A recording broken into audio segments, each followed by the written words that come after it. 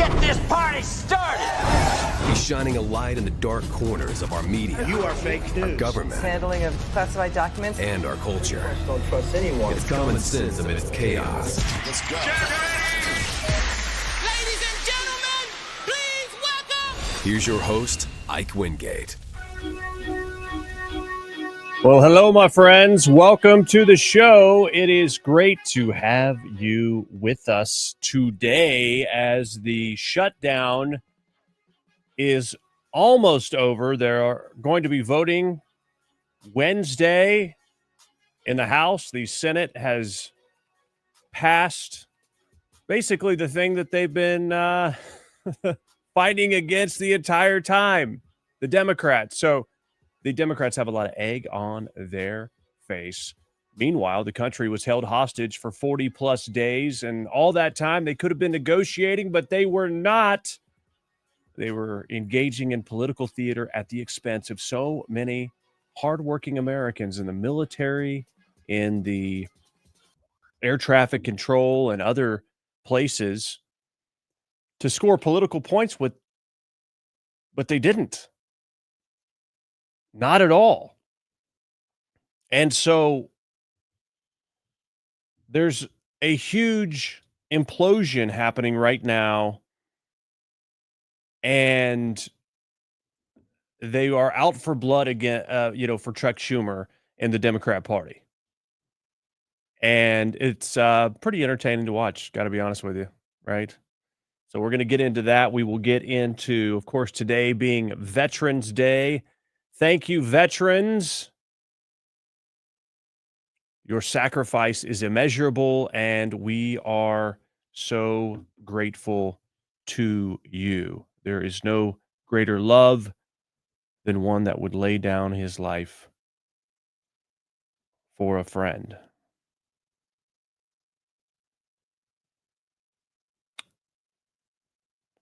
Let's see, I'm just...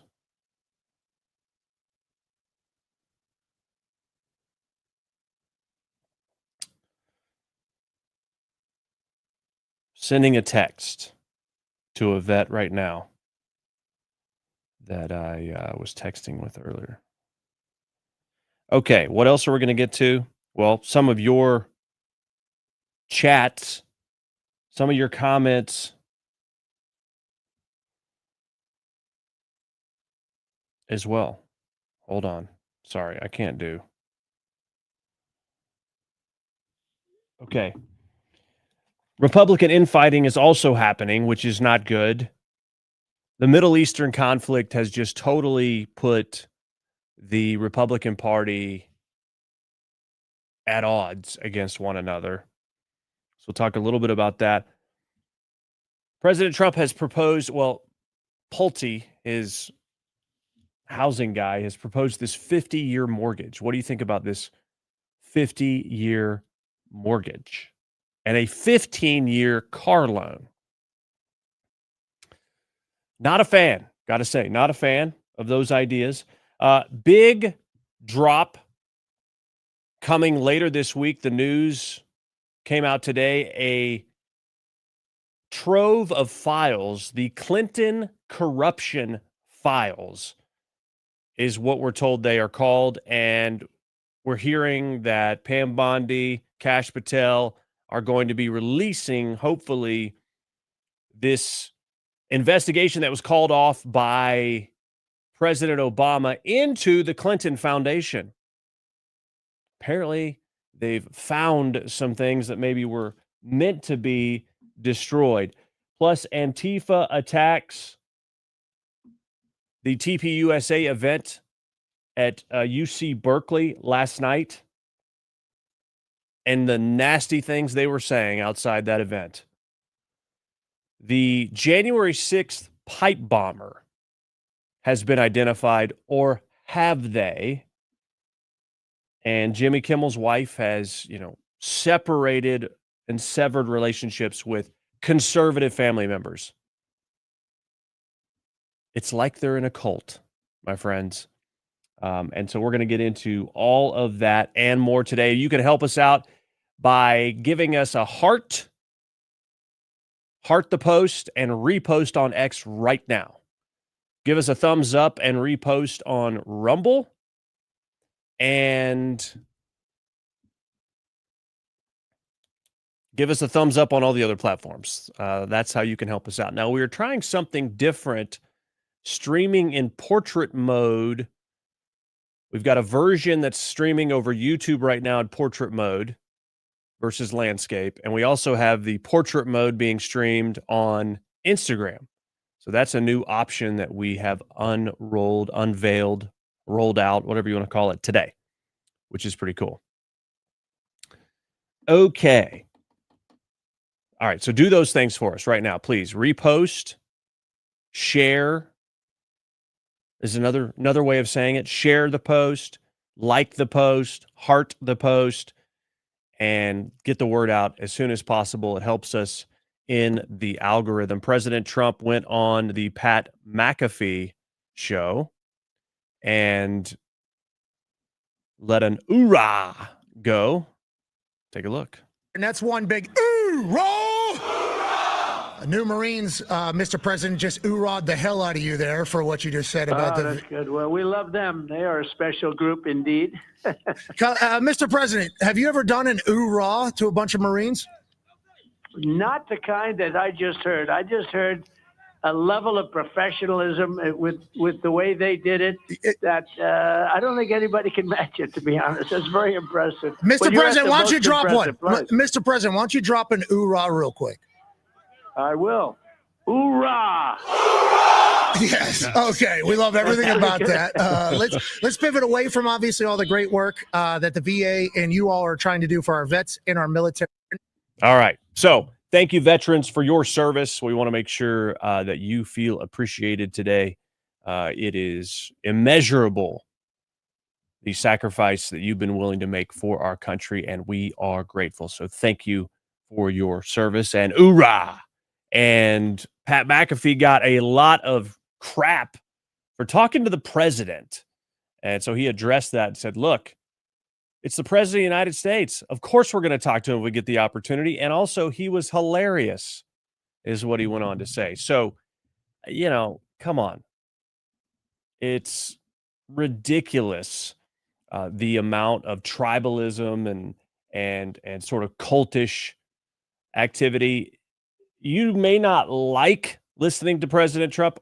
We didn't like listening to President Biden, but we understood that if someone got the opportunity to interview the president, they were going to do it. Just so happened with Biden, it didn't happen very often because the dude was asleep most of the time or shuffling around trying to figure out where he was. Okay, so miss me with that, as they say, right? Okay. So getting back to this whole egg on the face for Democrats, let me tell you, this was a huge loss for Democrats. Basically, you had this splintering off of about 8 Democrat senators that happened over the weekend, and it was just getting worse and worse and worse as far as flights being canceled. They were scaling back the air traffic control because, people aren't coming to work because they're not getting paid for over a month. Now, President Trump says he's going to give $10,000 to any air traffic controller that worked through the shutdown. So you're rewarded when you have some loyalty and consistency, which I have no problem with that. Nice little bump. But they really were flirting with disaster. I told you that last week. That the longer the shutdown goes on, there's some kind of air disaster. All hell is going to break loose. So I am thankful that they are getting this thing back on track. But it's kind of crazy. You got people that should have been being paid for their work, right? So I get that. But obviously, we know there's a lot of parts of our government that are don't really affect our day-to-day life. So it's shut down for 40 days. Did you really feel it? Maybe if you tried to go, get a new passport or something like that. And obviously the air travel was being affected more so late versus previously. But it's basically like, Kmart got shut down and nobody noticed and they opened it back up and you're like, oh, okay. All right. Well, didn't really notice it was gone, but okay. But the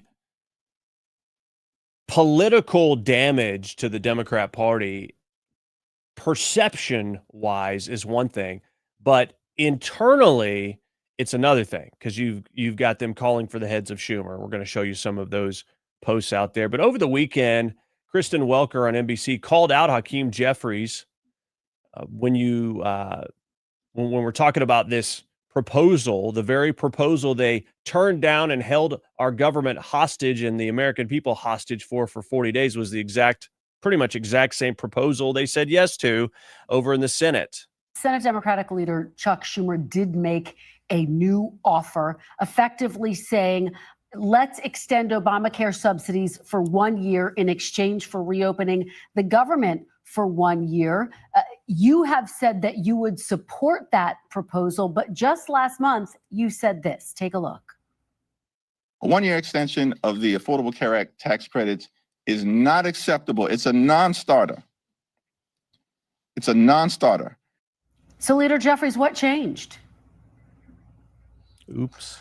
Well, the proposal that I was making reference to in October was something that was floated out there by a handful of rank and file House Republicans, and that was immediately rejected by House Republican leadership because they have no interest in driving down the high cost of living for everyday Americans.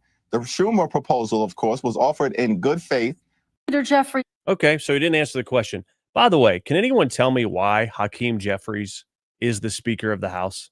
I mean, this guy is one of the biggest duds there is. I mean, this is a DEI hire. It's got to be. Because, it doesn't make any sense because the guy he is so boring. And I dropped the dollar store Obama reference about him. I don't know. Is that politically incorrect? Is that taboo? Excuse me. I don't know if it is or not, but I said it. I said what I said because the guy is so uninteresting, so uninspiring. I'll play that for you from this morning on Wake Up America on Newsmax. Others not ready to give up the fight just yet. They call it a fight against Donald Trump. Take a listen. And we'll continue to wage this fight. No matter what comes over to us from the United States Senate, we're not going to support a partisan Republican spending bill that continues to gut the health care of the American people. And we're going to continue the fight. So fact check on the minority leader. It is a continuation of the Biden budget that Democrats previously supported multiple times. It's not a partisan budget. It's their budget. So now their plan is to double down and give taxpayer-funded health care to illegals and people who make nearly $500,000 a year. I don't see what the strategy is here. If you watch Hakeem Jeffries, there's no inspiration that's going to be gleaned from that. I mean, I almost went to sleep because we have the dollar store Obama speech happening there where it's like, hey, you're not inspiring anybody. You don't have any leverage to negotiate. And again, people do have memories despite them being short. As you said, Mark, this is exactly what everyone approved already. And so it seems like manufactured outrage over the same spending. Chuck Schumer has big problems in the Senate, I would argue, as well. And after all of this fatigue and everything that's happened, Hakeem Jeffries wants to come out and say they're going to fight completely tone deaf, and it's going to land flat with the American people. Okay. Dollar store Obama. Timu Obama, maybe, is another one that they like to say.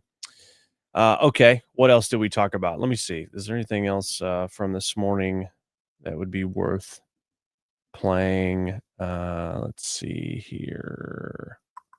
All right, we'll do one more on the shutdown from this morning on Newsmax. Take a look. To reopen the government, what took so long and what did Democrats get out of it? Well, I don't know really what Democrats got out of it except for maybe egg on the face. 40 days. This entire time they could have been negotiating. That's what I'm struck with. They didn't get anything, and they're back where they were and what they turned down 40 days ago. So it's really showing that the Democrats were willing to hold the American people hostage and have nothing to show for it and have nothing but lost time now after 40 days. The one thing I think they may have done is held out for the elections because of the Virginia voters being so many federal workers. And obviously that worked to their favor. But besides that, they really didn't get anything out of it. And now, we head into this next phase. And how are they going to negotiate? They don't have a whole lot of leverage. But I don't think this is a huge surprise. But I'm glad that they are getting things back opened up so our troops and others can get paid, because that's what they should be doing. Okay, so that was from this morning on Newsmax regarding the shutdown. Now, here's the interesting thing. It's like Tim Kaine. There are certain things you shouldn't say out loud. Okay. Do you wish you could have started looking into this off ramp sooner? Well, I wasn't really thinking about it. This is a paid senator, Tim Kaine, out of the state of Virginia. Here's what he had to say. Do you wish that you would have started looking for this off ramp sooner? You said that Republicans were never going to change in their position. I didn't fully understand how dug in they were, again, because I was so focused on the Virginia elections. I wasn't in this discussion on the healthcare to see how dug in they were. In other words, you weren't doing your job.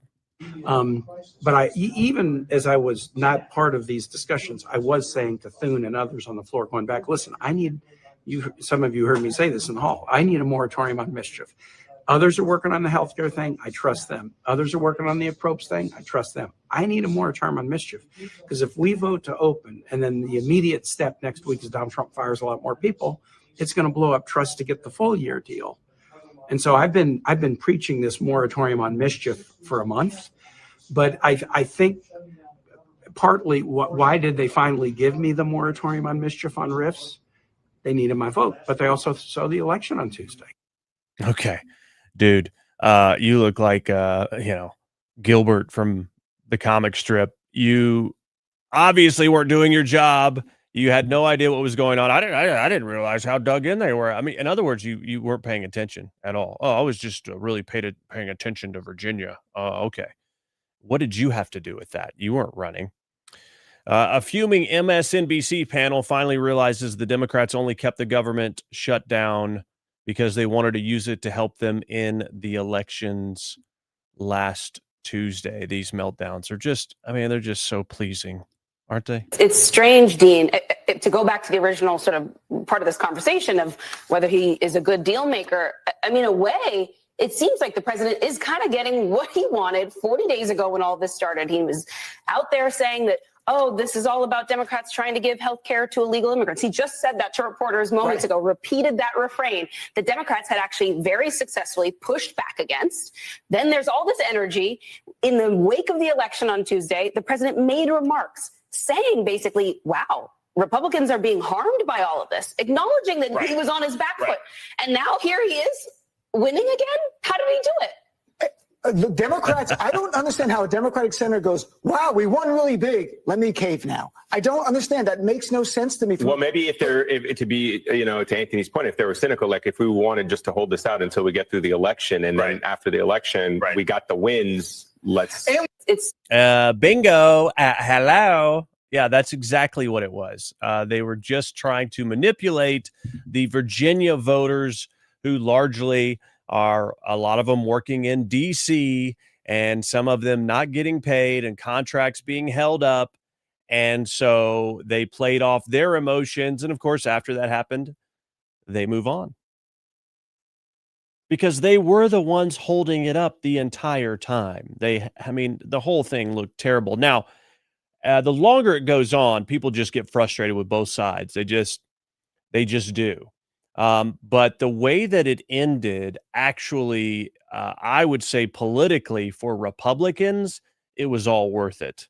It was all worth it. I know some people, were in uncomfortable situations, but as far as how to play it, Republicans get an A and the Democrats get an F. And it's quite obvious to me now that it had everything to do with the elections, which were places that you would expect Democrats to win. Again, the margin in New Jersey was a little higher than I expected. I was hoping for some level of morality and good versus evil in the attorney general's race there in Virginia, where they elected the guy who made death threats. What's his name? James. And so, is that his name? Whatever his name is. I've already forgotten it.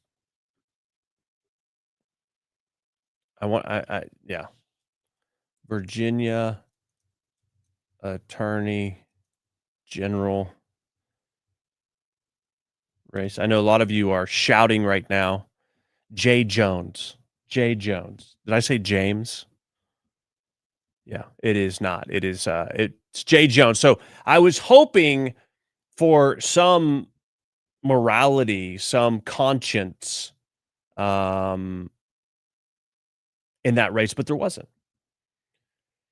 So other than that, they didn't accomplish anything earth-shattering at all. The juice was not worth the squeeze, I would say. And now Democrats are imploding in on themselves. Now, Mr. Scott Jennings, of course, called all of this several days in advance on what was really going on. And God bless this guy for what he does right in the lion's den of CNN. How are Republicans going to use leverage in their fight with Democrats when the Democrats are actually the ones with the upper hand in the eyes of voters? Oh, I'm sure Democrats will be more than happy to open the government now. The election's over. I mean, part of the reason they shut it down was to get through tonight. I mean, I would suspect they'll be open it up by the end of the week. Adam Schiff, he was like, hold the line. AOC, there's lots of rumors of she said, people hold wanting the to open line. it. Look, I don't see what is the incentive for Democrats to back down when voters are basically saying Trump's not doing enough. It's the Republicans' fault. And then they basically handed the keys in this past election to the Democrats. Where's the leverage? Again, these are blue states electing Democrats, not a shock. Democrats clearly wanted this shutdown to get through Election Day. I do think they are facing pressure from their internal coalitions. The unions, the air traffic controllers, the government employee unions are desperate to get the government back open. They're feeling a little bit of internal heat. But again, the election's now over. I'm sure tomorrow morning phones will start ringing and it'll be open soon enough. This was a political shutdown, and that's what they did. And now we're through the election. Okay. He called it beautifully, perfectly. Back to that MSNBC clip. How is Trump winning again? He acknowledged the problems. How is he winning again? I mean, just the shrieks are entertaining, aren't they? Ro Khanna tweeting this out. Senator Schumer no longer effective, should be replaced. If you can't lead the fight to stop healthcare premiums from skyrocketing for Americans, what will you fight for? Yeah, they are eating their own. We know that it was far more than that. Obamacare is a failed entity. You like a doctor? Keep your doctor. You like your plan? You get to keep your plan. That was a lie. That was a lie. I see David Sling is sharing this royalties rumor, I would call it. Obama was getting $2.5 million per year from taxpayers for passing Obamacare. Now, President Trump has put that out. The rumor came out that Doge cut that money, royalty payments. According to Grok, it's not actually true. That it was a satirical post on Truth Social claiming that Doge had halted that. It was kind of like a Babylon Bee thing. CNN's Jake Tapper, PolitiFact, Snopes have confirmed it's not true. And President Obama gets a standard pension. So I remember when that came out and was like, I can't believe this. This is ridiculous.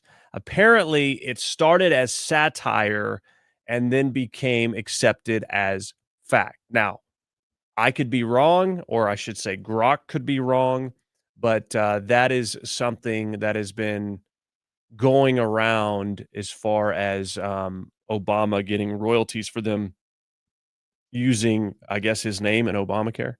I mean, I wouldn't put it past Obama to do that, but I haven't been able to find an actual source. If anybody finds it, let me know. More implosion. None other than Harry Sisson says, absolutely pathetic in his effeminate voice. I cannot believe we caved to this wannabe dictator and his goons. Thanks to the Democrats who voted no, we'll remember who bent the knee.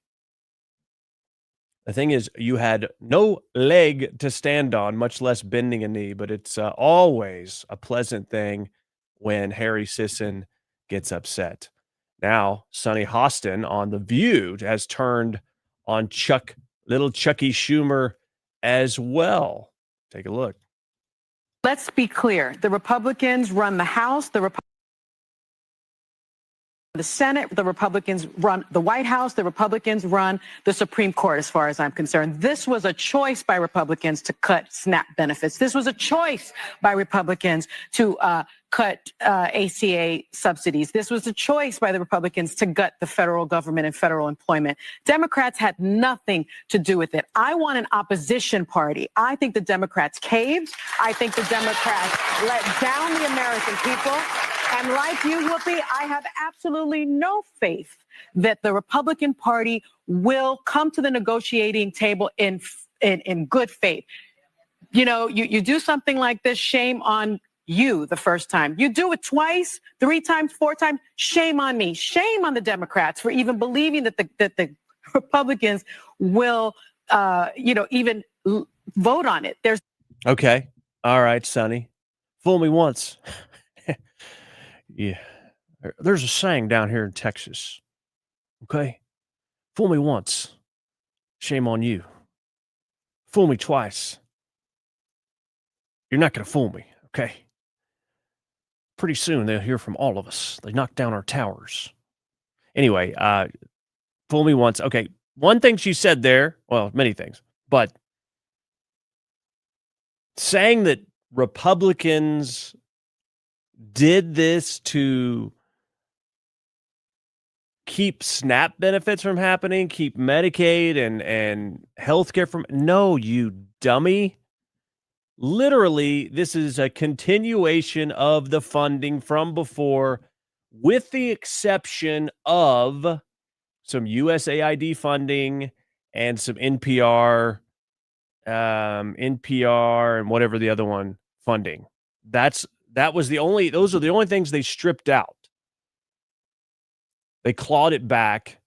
Otherwise, it was the exact same spending plan. Now, you could point out that, some of those subsidies and things were going to expire at the end of the year. Now, at the end of January is what's being pointed out.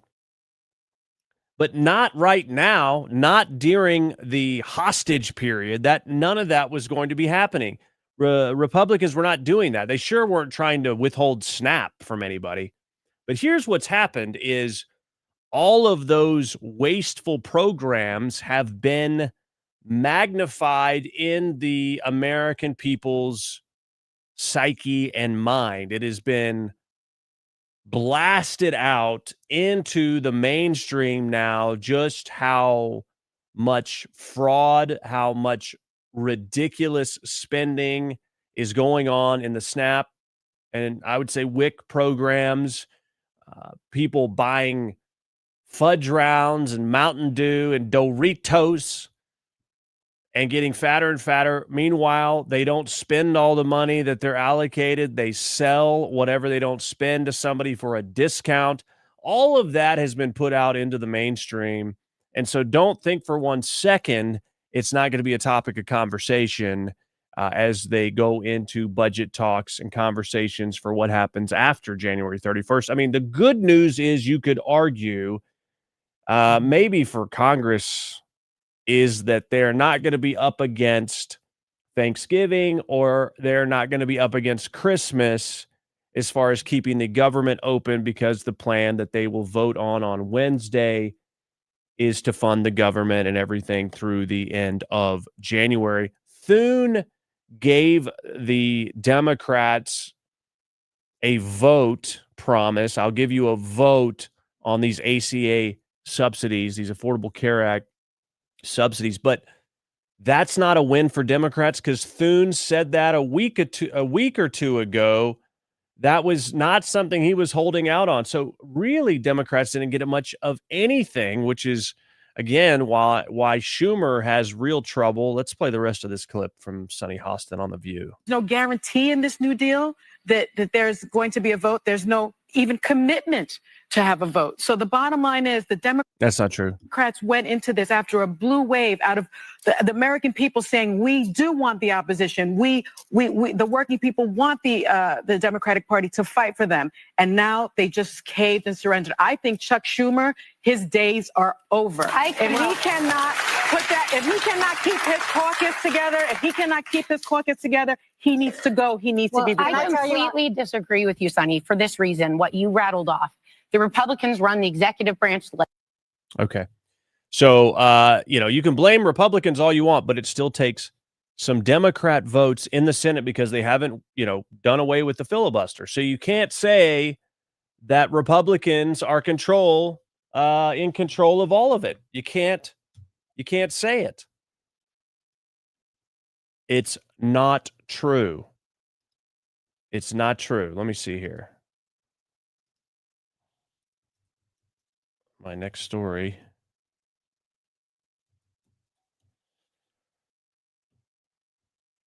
Let's see here. Here we go. All right. I don't know why that reset on me. Okay.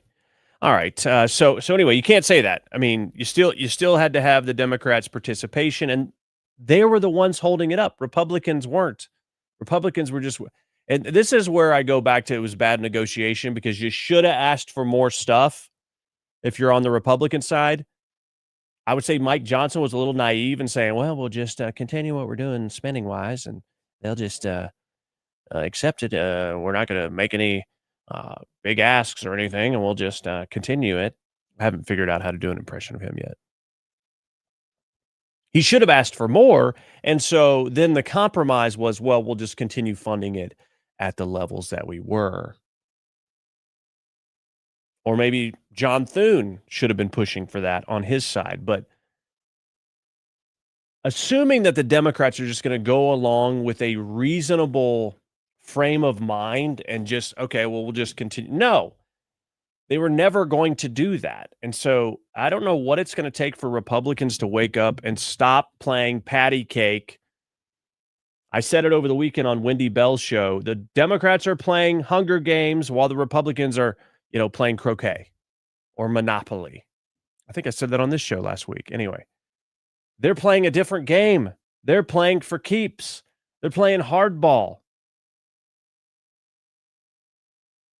The Democrats are. Republicans are just like, well, we're going to proceed with dignity and courtesy. What does that get you? I'm not saying, be, total jerks about it. I'm saying, you got to negotiate as if your life depends on it because the life of the country does. The status quo does not work anymore. And I wish they'd, quit pretending like it does. Quit pretending the Democrats are going to behave with some sort of decorum. It's not going to happen.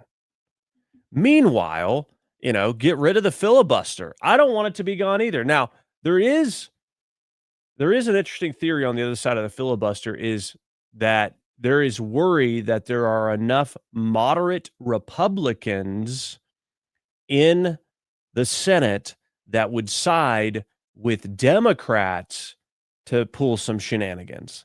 So the filibuster could backfire on you in that way, which is something I wasn't thinking about because I'm like, oh no, we're all in this together. No, actually, there are about 10 Republican senators, at least, that you just can't trust to vote on the agenda that needs to get put through. So that's another thing to think about. I think I'd probably be willing to take that risk. I don't know. I'd have to really do the math and see, but nonetheless, that's where it's at. Now, we have this today from the Babylon Bee. Dave Ramsey in critical condition after learning a 50-year mortgage. When I first saw this, I was like, what? What happened to Dave? No, it's just a joke. It's just a joke. As in, that's a long time to be in debt. Full disclosure, I used to work for Dave Ramsey. Great, great man. Doesn't mean you have to agree with him on everything. I mean, this idea that we have to agree on everything, we agree on a lot, right? Now, people are calling Dave. He's the one with the advice to give. If you call a guy and ask him what he thinks about it, you can't argue with him when he tells you what he thinks about it. You know what I'm saying? But anyway, but this idea that everybody should agree on everything, I was having a conversation about theology earlier with a friend, and it's like, we have different ways of seeing it, but there's no reason to focus on what divides us. Focus on what unites us, right? It was not contentious at all. It was totally friendly. But it just brings back this idea of who do you agree with 100%? I mean, I don't even agree with my wife 100% of the time because she's wrong 10% of the time. Okay? And I'm joking. I'm wrong 10% of the time, so I can't get it all right, The point is, the people you are most aligned with, you're still going to disagree with on some stuff, right? Obviously, you want to have more that you agree with than less, especially in a marriage, but I think we need to reject this idea of total agreement. Agree on the main things, but there are certain things that just are not worth causing splinters and major division over. They aren't. And I look at what's happening on the Republican side of the aisle here with Israel and Hamas, and I'm just like, man, you're saying you don't, that you're America first. Why are you talking about this conflict all the time? Why does it occupy 90% of your thoughts? We agree on all these other things. We may have a difference of opinion on this. Is this a reason to sever? No. And the people that just want to harp on this issue, like a Tucker Carlson, harping on it, like, dude, focus on something else. And then again, letting Fuentes just hang out like Fuentes was on his best behavior during that whole interview, and he didn't call him out on anything. I thought it was not genuine of Tucker Carlson. It's his show. He can do whatever he wants, but I think that's fair game for criticism. Do I think the guy should be canceled? I mean, no. If you don't want to watch him, just don't watch him. I mean, I think that's reasonable. You don't like somebody, you don't buy their product, you don't want to watch their show, and the market will work it out. But, I don't think it's a reasonable thing to try to destroy someone because they have a different point of view, even if it's dangerous. Nick Fuentes, I think, is a total useless dweeb. But, I mean, you want to shut down his show? All you're going to do is make it more popular. And so I reject the whole let's cancel them completely kind of thing. Just don't watch their show. Don't platform them. And I would say that's probably a reasonable criticism of Tucker Carlson on this is why would you give this guy a platform? If you wanted to understand him, then go have an iced tea with the guy. But don't put him on your show. I thought that was irresponsible. Cancel worthy? No. Irresponsible? Yeah, I think so. I mean, when you know what Nick Fuentes says day in, day out, it's like that guy does not deserve to be platformed by anyone. I mean, that's why back in the old TikTok days and somebody wanted to debate me, I'm like, I'm not going to platform you. I'm not going to let you have access to the audience that I've built just because you think you're entitled to it. You're nuts. Anyway, back to Dave Ramsey. 50-year mortgage. This is something that's been floated out there by Trump, and also a 15-year car loan. I got to tell you, I think this is absolutely It's not a good idea for someone who's trying to build wealth and get out of debt at all. I understand why it's being proposed as a way to lower someone's monthly payment. But when you look at the interest that you pay over 50 years, you're paying double for the price of the house.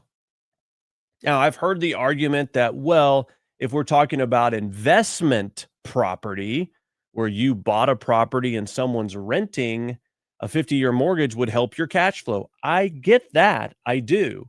I don't think this program, though, is intended for investors. It's intended for people to be able to afford a house. So I get where it's coming from. I don't begrudge President Trump for throwing it out there, but a 50-year mortgage,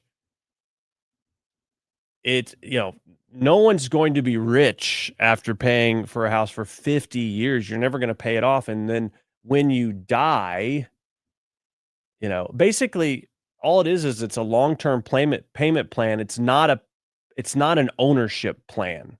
That might work for some people, but it's not a good long-term wealth strategy. I mean, the strategy would be that at some point you pay off your house, ideally. And you have that free and clear that you could do other things, with loans against the equity if you wanted to. But if you look at the actual interest payments over 50 years, I mean, a 30-year mortgage, you're still paying way more for the house. Now, most people don't carry that whole mortgage all the way out, right? And that's true. That's true. I wouldn't advise someone to do it if someone were asking me, but I get you're able to have a lower monthly payment. I get it. That doesn't do anything, though, about property taxes or insurance. I mean, to me, a lot of these, the focus should be lowering or eliminating property taxes. Okay, that's something that would automatically save people on their monthly payments, right? We also, I mean, the more housing there is, the more supply there is, that is going to help with home prices coming down or at least staying stable. And that would be another way to do it. So anyway, it's still just a hilarious headline story with Dave Ramsey on there. So yeah, I here's what I would say. I mean, I think President Trump has been doing the right thing, focusing on getting deals to stimulate our economy here at home with countries abroad. He's been spending a lot of time focusing on those deals, eliminating wars and all those things. And look, you come into a house and it's on fire, you've got to put out the dangerous parts first, and that's what he's done. Now I hope that the focus will really, really, really dive into and be keyed in on how do we get prices lower on things here. Because I've heard this from multiple people on the right. President Trump says prices are down. They're not.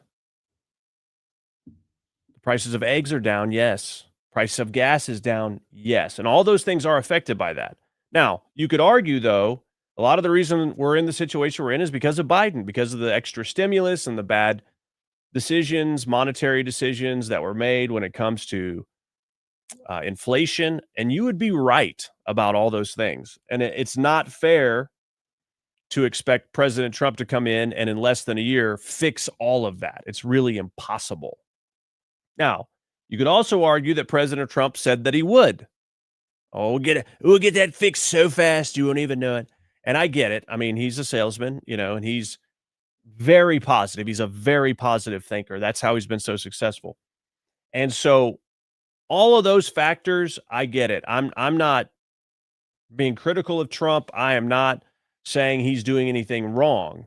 I'm saying now we're at a point where a lot of focus, or at least a lot of talk, has to be devoted to getting costs down for Americans. Because in reality, our price is down on some stuff, but it needs to be talked about in the forefront, and any wins need to be promoted on the media, on and on and on, so people feel it. That's a big part of this game, is if people feel like prices are down or they feel like the economy is going in the right direction, it does help because consumer confidence happens. Now, I remember after the last tax cuts, the Trump tax cuts, you had a lot of these companies come out and say, we're giving not loans, we're giving bonuses and we're doing this and we're doing that. And it's like, oh, wow, they're passing it on. And that was a huge consumer confidence, investor confidence boost. I am hoping something like that happens maybe after the first of the year. Also, the uncertainty with Chinese tariffs and those kind of things is not helping either. So there are some factors that could very well push things in the right direction in a short amount of time. But I back to my original point, and that is I really hope that becomes almost the sole focus of what this administration is doing. They've put all these pieces into place: lower drug prices, stimulating the economy, lowering this price, lowering gas prices, a huge one. I would say energy prices as it relates to utility bills, I have not seen those come down. Maybe some of you could tell me if you have seen that. That would be super helpful. So I think there are things that could be done right now that we would feel and we would notice, but the uncertainty with especially the Chinese tariffs specifically are causing people to hold back, and they're not quite doing some of the things or reducing rates or whatever because they don't know how it's going to play out. And that's why I say it is very important to get that totally solidified. They're moving in the right direction, but I really hope they get this thing done soon. Okay. I want to show you some of the ways that people get totally hoodwinked on the media coverage of certain things. The headline is, especially on Veterans Day, Memorial to Black U.S. soldiers who died in World War II quietly removed. And I've seen people posting on X, how racist, the Trump administration is racist. This memorial to a Black U.S. soldier who died got removed because he's Black.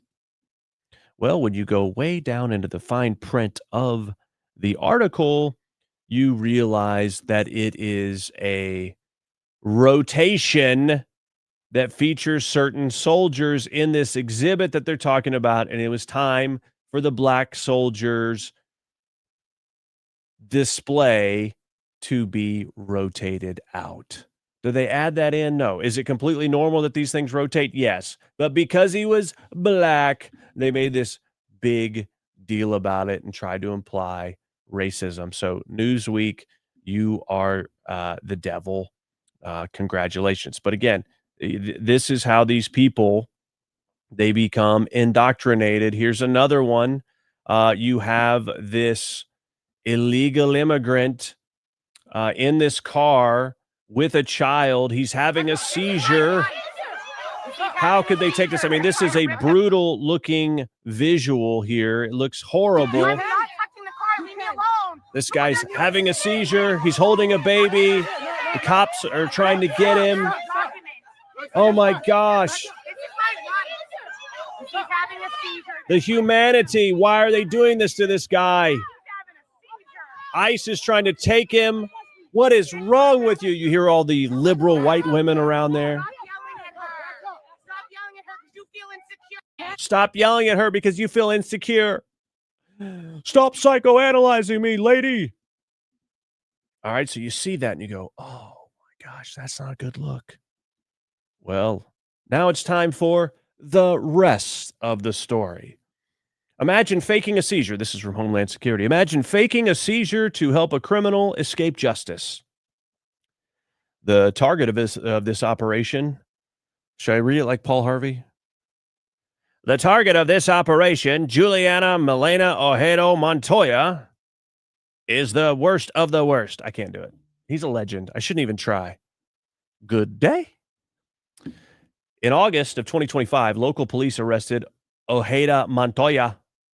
My name is a criminal illegal alien from Ecuador for assault and battery with a dangerous weapon after she stabbed her coworker twice with a pair of scissors and then threw a trash barrel at her. All right, the scissors were far enough, but then you threw trash at her. What's wrong with you? Ojeda Montoya was released into the country by the Biden administration in 2023 during ICE's targeted vehicle stop. Her child and husband were in the car. The target threw the child into the arms of her husband while he purported to have a medical episode, though he refused medical help and displayed absolutely no signs of medical concerns just moments later. Emergency medical personnel on the scene found no legitimate medical episode. ICE even called 911, and the illegal alien refused any medical care. I guess he wasn't that bad off. Agitators attempted to impede the arrest. Fitchburg police responded to the scene to help with crowd control. And now you know the rest of the story. Dude faked a seizure in the middle of all that because he had an audience, had no medical issues before or after. Okay? But of course, they want to generate this manufactured empathy over the situation with the guy having a seizure and the baby. Like, you want to talk about these people and go, oh, I mean, we told you last week there was this woman who fled from ICE into a preschool. And guess what liberals said? ICE arrested this immigrant who is a preschool teacher in front of her kids, in front of her students. That was all totally wrong. But let's actually look at the situation as it is. These people ran from authorities into a place where there were children, creating a potential dangerous situation. Same is true with this pretend seizure guy, where the woman who is an alleged, did she actually kill the person? She just stabbed them. Assault with a deadly assault and battery with a dangerous weapon. This woman dumped her child into this other guy's arms in the front seat of the car, putting her child in danger, just throwing her kid around. I mean, these are not the responsible ones that you need to have empathy for. They're the ones doing irresponsible things when it comes time to be apprehended. Does that mean it's ICE's fault that these people act crazy because they're trying to be apprehended? No. How do you blame the perpetrator, the criminal, when they act erratically when it's time to be held accountable? That's not the people's fault that are trying to hold them accountable. Sorry, that's called skirting responsibility, and it has absolutely no basis in truth. Sorry, not sorry. All right, let's look at some of your chats. Why don't we do that? David Sling says meat prices really are through the roof right now. Yeah, I know President Trump is doing some things for farmers. He says he's going to help with that. I mean, it did not make some of the farmers happy that we agreed to buy some Argentinian beef, but I know it's a priority for President Trump. Here's the thing about President Trump. He may do something and you say, that doesn't make any sense. Usually he has some plan, okay?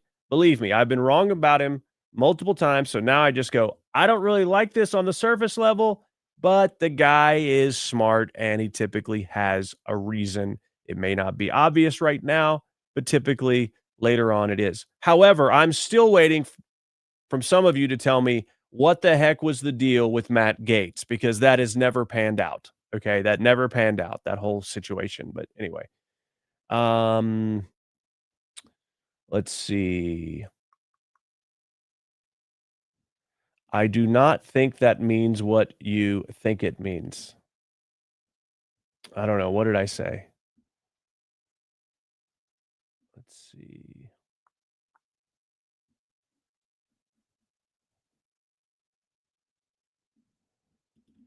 Bree says, I am so sick and tired of hearing the right say that prices are down when people are still hurting so freaking bad. I know it's a process, but they need to be honest. I agree. I think what needs to be said is, hey, hang tight. The best is yet to come.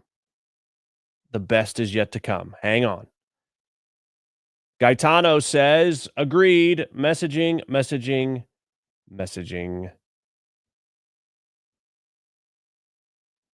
Bree says property taxes should not exist anyway.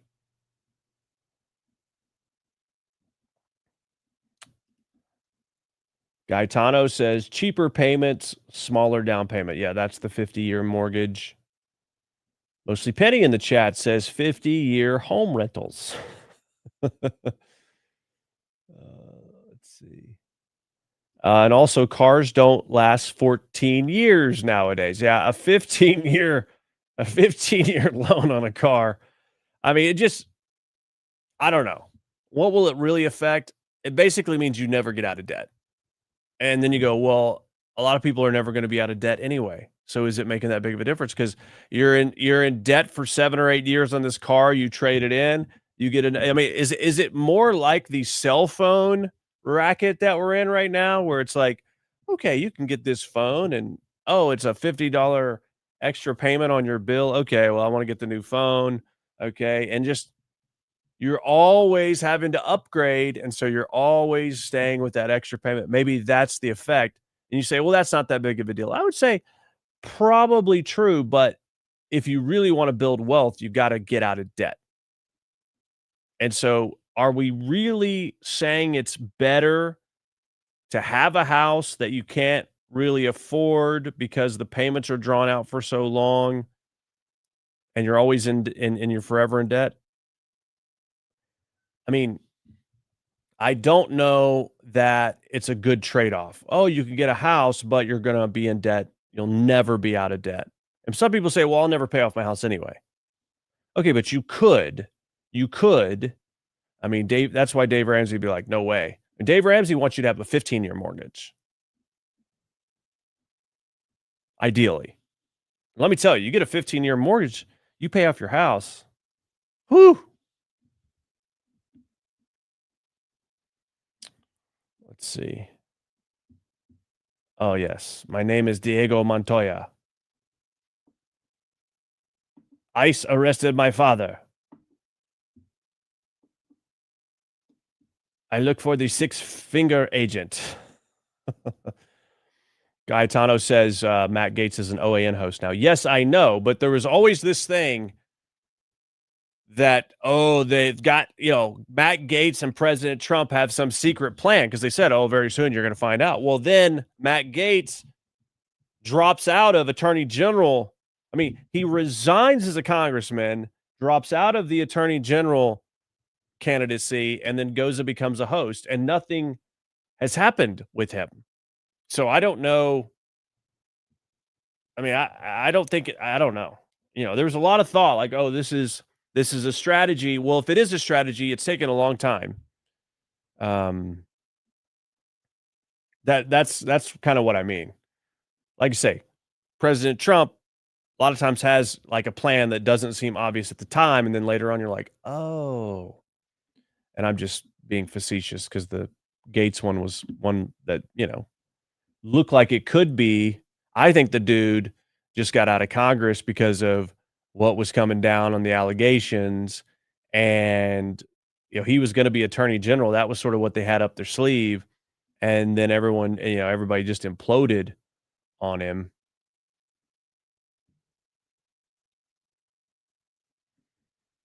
So mostly Penny, you'll own nothing. You'll own nothing and you will like it. Is that from 1984?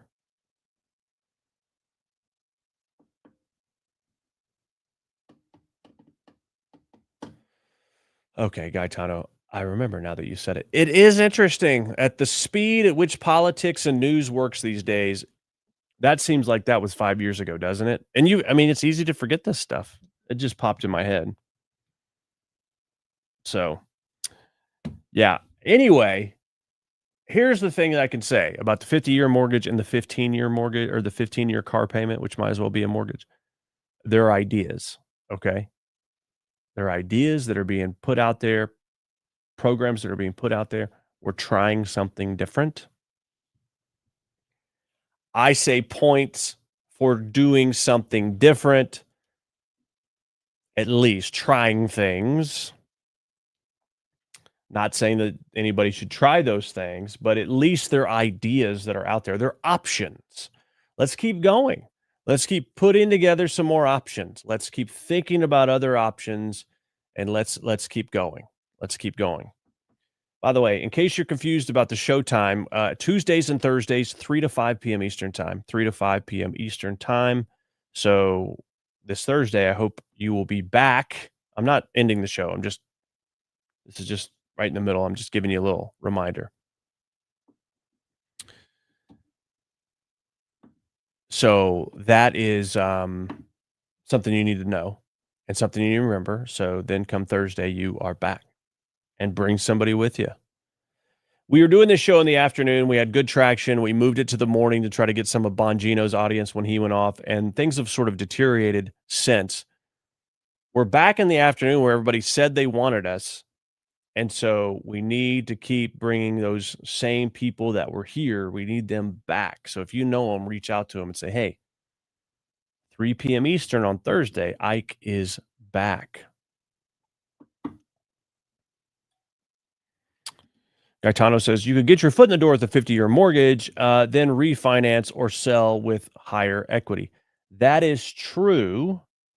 That is true in a sense. You're still, I mean, if we're just talking dollars and cents, a 50-year mortgage, you're going to pay on it for 5 years and barely pay down anything the way these things are amortized. Okay, so you live in a house for 5 years, you barely paid it down. You've paid all that interest.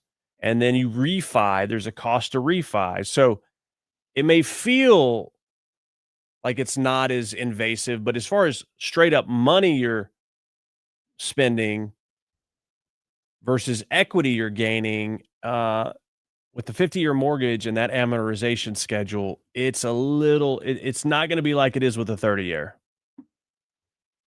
So just something to think about.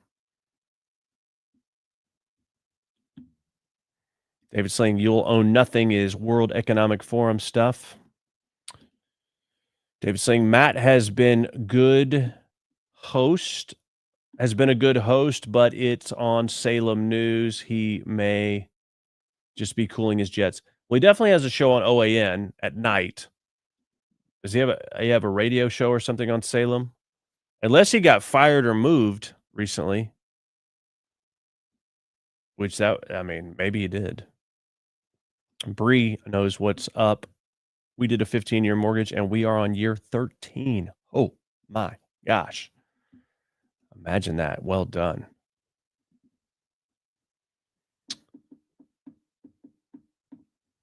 Gaetano says, well, that would only work. Otherwise, it would work. Otherwise, unless you're someone who couldn't afford a home. Yeah, and that's kind of my concern is the 50-year mortgage will open the door for maybe people who can't afford a home or can't afford to be sitting on something where, their equity is not growing much faster than their payoff.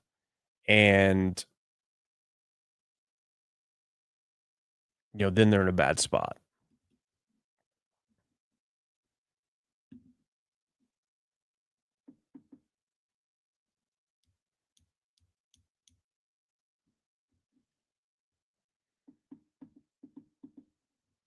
You never heard of the Great Reset. Is you'll own nothing from the Great Reset? Let's find out the origin of this.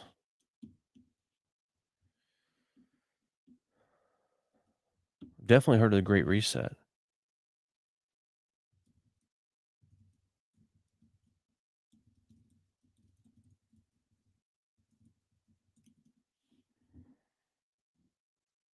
You'll own nothing and you'll be happy. Extended to, or you'll own nothing and then you'll own nothing and be happy, originates from a 2016 essay titled Welcome to 2030, I Own Nothing, Have No Privacy, and Life Has Never Been Better, written by a Danish politician, Ida Auken, member of the Danish Social Democrats. The essay to David Sling got it. The essay was published on the World Economic Forum website as a speculative piece envisioning a sharing economy dominated future, which, to Gaetano's point, would be something they would bring in. Yes. Okay, here we go.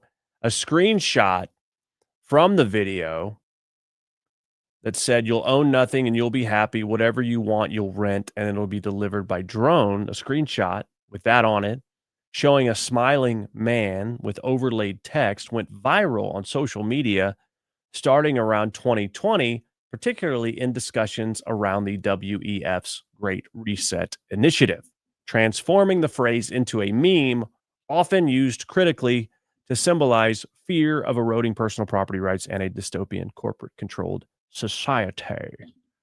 All right, very good. You guys are on top of it. Okay. Sounds like 1984. Indeed. Okay. Very good. Good job. Okay, then. Very good. All right. Yes, I'm familiar with that. I'm familiar with all the things, or a lot of the main points in the Great Reset. They almost got it. They almost made it happen. But then we had the Great Awakening. The Great Awakening, right? All right. Let's talk about Marjorie Taylor Greene, MTG. That's what I call her. Boy, she has been coming out against Trump a lot, hasn't she? What do you guys think's going on with her? Well, she is pointing out something that is one of those puzzling things. Again, back to the president doing things that we don't fully understand. Yesterday in the White House, the new leader of Syria, who's a former Al-Qaeda terrorist wanted by our government, met with President Trump at the White House on the Marines' 250th anniversary. He rose to power, and this is Marjorie Taylor Greene, by the way. This guy rose to power in December of 2024. Sanctions were lifted off Syria in June, and many Christians and minority groups have been killed before and after sanctions were lifted, and that's true. Syria is the oldest home of Christianity outside of Israel. The Apostle Paul met Jesus on the road to Damascus. I pray the persecution ends not only in Syria, but all around the world. However, I would really like to see nonstop meetings at the White House on domestic policy, not foreign policy, and foreign countries' leaders. She says, start by hauling in the health insurance company executives, and let's start formulating our Republican plan to save America and Obamacare and ACA tax credits that have skyrocketed the cost of health insurance. So this guy, Al-Jawlani, had a $10 million bounty a year ago. And then he became the Syrian leader.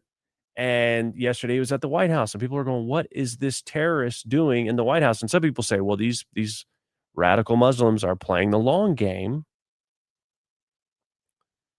They're playing the long game. They're acting cool now, but 3 years from now, they won't. It upset a lot of people. It upset a lot of military people yesterday. Marjorie Taylor Greene is certainly frustrated with the lack of activity, the lack of progress that the House has made, and I would say she's right. Now, what I would argue for people like MTG and Thomas Massie and Rand Paul is you can disagree with your party, but have those disagreements if you can, have them privately, hash them out.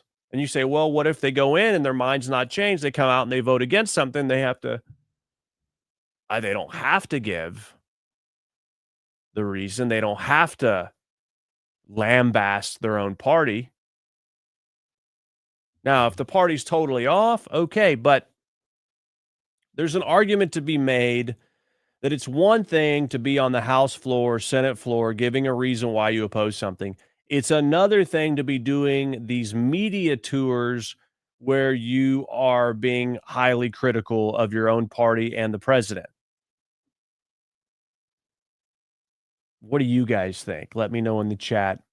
Marjorie Taylor Greene throwing it out there. I think she's right about this Syrian guy. Why is he in the White House? Now, President Trump very well may have a very good reason for it. I think the skepticism comes in that, does President Trump know the history that this guy has? Have his people fully briefed him? There is some question there because we've seen that happen before where he's not fully illuminated into what's going on. And you can't be. When you're the president of the United States, you can't know everything about everything, even though President Trump does a pretty good job of knowing a lot about a lot. But it's impossible to expect him to know everything about everything. So he has to rely on his aides and advisors to brief him. And so, is he fully aware of the guy's history, or does he have some plan in place to neutralize Syria? I mean, we do know that Christians have been killed there. So was that discussed? That would be, I don't know. I don't know. I don't know if that's what happened or not. I didn't see it. But if you guys know, let me know. David Sling says that Marjorie Taylor Greene has been exposed to Candace. Candace wins. Maybe so. MTG is really good friends with Tucker Carlson. And that's probably part of it too. They're probably texting. Marjorie Taylor Greene's like, I can't believe this. Tucker's like, right? It's possible. And this is, people can have different points of view and still be part of the same party. It's just, I don't know. There's just so much infighting right now. I'm okay with it happening on the Democrat side, but I don't like it when it's happening among conservatives. If it's conservatives against rhinos because the rhinos are not actually adhering to the Republican platform of small government, I'm okay with that because you're holding them accountable to the party that they say they are a member of, but they're not adhering to. Okay, that's different than having a different opinion on what happens, with Israel, or a different opinion on our, how far should we go in support of Israel, or even, having a different opinion on, what happened with Charlie Kirk, even. Like, to me, there's a whole lot of fighting going on about things that should be respectful disagreements and move on, not divisive, down to the core of who these people are. That's what's troubling to me. So, and I also want to say, you can be supportive of Israel and not love what the government does, not love what Bibi Netanyahu does. I think And if you don't like what the government of Israel is doing, you shouldn't be called an anti-Semite. But you also shouldn't villainize people who believe in supporting the people of Israel and call them frickin' Christian Zionists. I think it's ridiculous. I mean, I think this whole issue has become so divisive, it is totally taken over people's minds and soul, to where that's like all they think about, and everything they think of is a Jew-shaped hole. I don't know. That did not come out right. But, you're trying to fit, square peg into a round hole, but there's just a lot of that And I would challenge you, actually, I'm going to tell you right now, I would challenge people that are struggling as Christians when it comes to what part Israel plays in our lives. I challenge you to go to YouTube or wherever Grace to You is with John MacArthur and listen to this series. The series is titled, Has God Canceled His Promises to Israel? Because there's this whole theory out there that, the Bible's not talking about Israel anymore after Christ. The Bible's talking about the Christian church. And I would challenge you that Scripture is specific on it. And John MacArthur does an exceptional job. I'm on part 5. I don't know how many parts it is, but I'm telling you, listen to all of them, because every one of them that you listen to, you will learn something else about this complex situation. And the thing that I come back to is it doesn't really matter what I think. It doesn't really matter what you think. It matters what God thinks. And he has spelled it out in here, and you don't have to like it. But if you really want to follow what God says about it, then you ought to know what he actually says about it. Okay? And so I think John MacArthur does an exceptional job of laying it out expositionally, verse by verse, through Romans 11 to really help illuminate the things of the past that illuminate the things of today. My hope is you don't have to love Bibi Netanyahu. Okay, that's not my hope. My hope is that whether or not you don't like what the government's doing, my hope is that you'll come away with a better understanding of what God intends for Israel, the nation of Israel, and the remnant of believers that he will bring to himself in the last days, and the role that Gentiles play now as it relates to the Jewish people. So please do yourself a favor. This conversation continues to come up if you're having any conversations at all with different people, and this is probably the most talked about subject, at least on the right. I want to know what God says about it. And John MacArthur was not God, but he was the best preacher of our time. And I don't think you can listen to this and say he doesn't know what he's talking about. You don't have to agree with everything that he says, but holistically, I don't think you can say he doesn't know what he's talking about.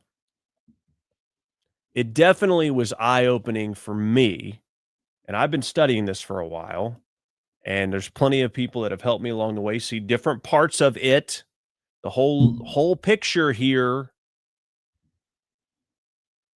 But even after all the conversations I've had with very well-studied people and reading the scripture, it was still quite illuminating as to the entire plan here. So again, has God canceled his promises to Israel? You can find it on the Grace to You YouTube page. I'm sure you can find it in the Grace to You podcasts. It's free, of course, but please check it out. I think it's really, really important. This morning, I was asked about Marjorie Taylor Greene. This was not on the list of topics, but thankfully, yours truly consumes media and knows what's going on out there and can speak off the cuff about Marjorie Taylor Greene this morning on Newsmax. Sure, it's not just for Democrats who have problems internally. Republicans do too. President Trump saying Marjorie Taylor Greene, MTG, has, quote, lost her way. The Republican congresswoman has been very critical of the president and those within her party in recent weeks. Ike, what do you make of this sudden shift or change of thoughts from Congresswoman Marjorie Taylor Greene? Yeah, it's a little odd. She's going on The View and some of these and CNN.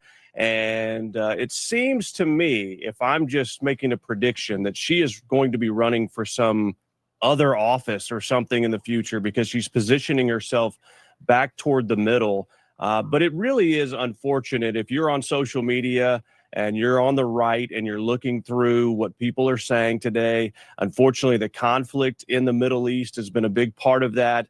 And it is causing division and fractures. And I would just love to appeal to everyone this morning that, look, we agree on more than we disagree about. Let's call out the rubbish and let's move on together and unite with the common interest for the American people's future rather than squabbling over and over and over and trying to find out what makes us different. Yeah, it seems like she may be eating too many sour grapes. You mentioned She's been eating a lot of sour grapes. Yeah, I think she probably has. But anyway, off the cuff answer. I don't know what Marjorie Taylor Greene's up to, but I do know that all this division is not helpful. We are not strong when we are divided. Okay, trying to unify America here. One comment at a time. Right? Ish. All right, let's see what you're saying here. Here we go.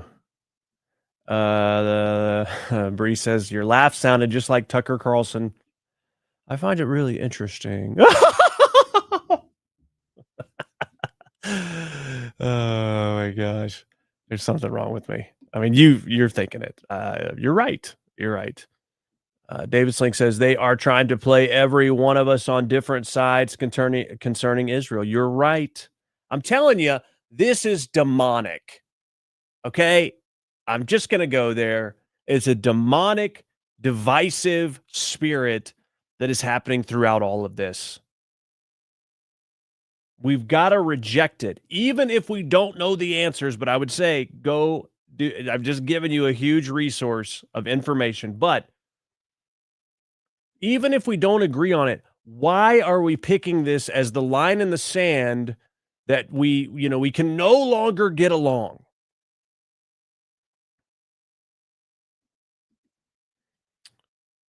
Mostly Penny says, didn't Shapiro just point out that you should live where you can't afford to? Where you can afford to is what he said. You should just move where you can afford to live. Yeah, you shouldn't move where you can't, you shouldn't live where you can't afford to live, is what he said. So, Gaetano says we are all the children of Israel. Let's see here.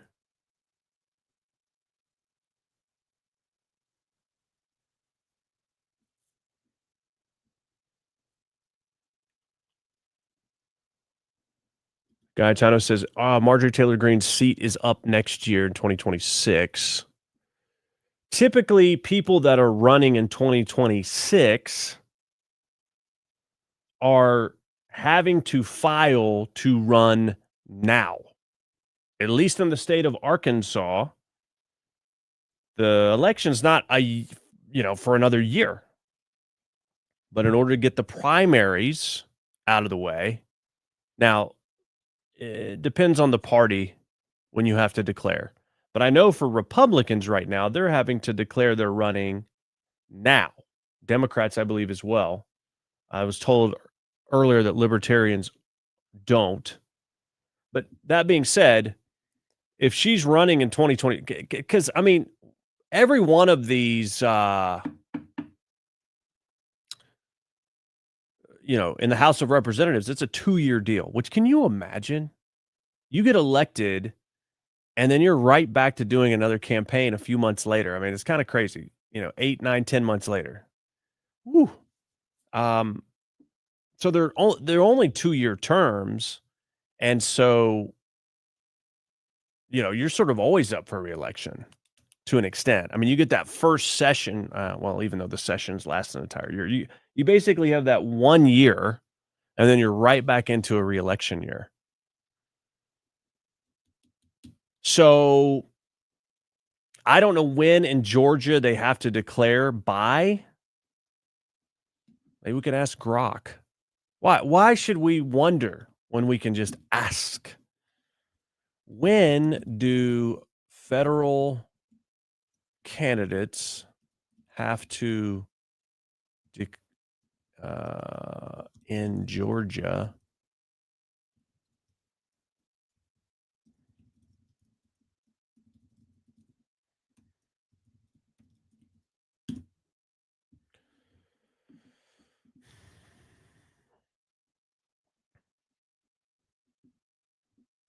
Okay. All right, so they don't have to file until March.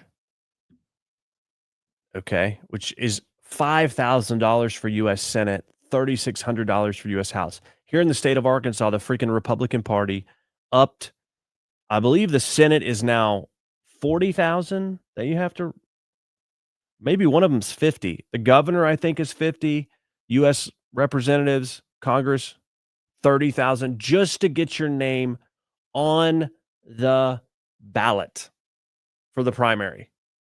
It's not a state law. This is a self-imposed Republican law for the party that the higher-ups in the Republican Party voted on. Okay? The rest of the party didn't get to vote. These are the people at the top. Guess why they do it? They keep out anybody from challenging them. Because who's going to pony up $40,000 if you're not a super well-connected person? It's robbery. And I'm telling you, these are the kinds of things that are going to be happening throughout these parties in the various states. You need to join the Republican Party in your state, go to the county committee, become a member, and start rooting out this crap. It starts one person at a time. And I know there's a lot of people that are feeling disenfranchised, or they're feeling very, what's the word? They're basically, they're downtrodden. They're feeling defeated. There's a word I'm trying to think of and I can't, but basically, people feel disenfranchised, I guess might be the right word. They just feel like it's hopeless, and why would I need to do that? And it's hopeless. There's no way. I'm telling you, it starts one person at a time. Good people that are about the Constitution and we the people, and we can rid this crap out and make it go all the way to the top and change it. But if you don't have the numbers for people with, integrity and transparency, you're never going to make a change. And it starts one person at a time. So I know that there's a lot of this kind of division happening throughout the Republican Party in states all over the country. So please consider becoming part of the solution, not just part of the complaint train.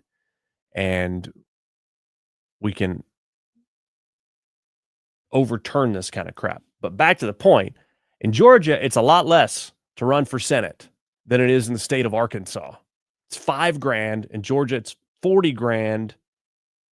In Arkansas, it's insane. Anyway, back to the point, Gaetano. Marjorie Taylor Greene doesn't have to file for whatever she's going to run for until March. So this could be her strategy. March is roughly 3-4 months away. So do you think it would be part of a strategy if you're going to run for something else? About 5 to 6 months prior to that, you start changing the conversation. You start shifting the perception. That'd be about right on a strategy scale. I don't know. Something going on. Speaking of something going on, John Solomon of Just the News reporting that the Clinton corruption files are coming. Bondi, Patel, unleash new evidence about former First Family Foundation. Officials say evidence sent to Congress raises fresh concerns that government officials kept evidence from prosecutors. Did you look at that? You guys heard about this? The Clinton plan, right? Let's see.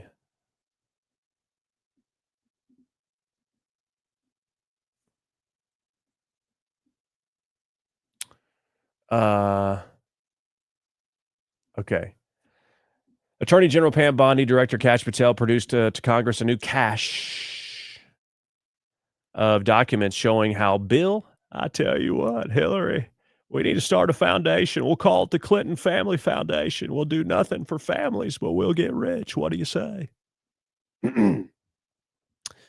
Bill and Hillary Clinton's foundation collected donations from foreign and domestic interests seeking influence, raising fresh concerns that such evidence was kept from federal prosecutors who tried to investigate pay-to-play allegations against the former First Family during the Obama administration. He called it off. Don't want to do it.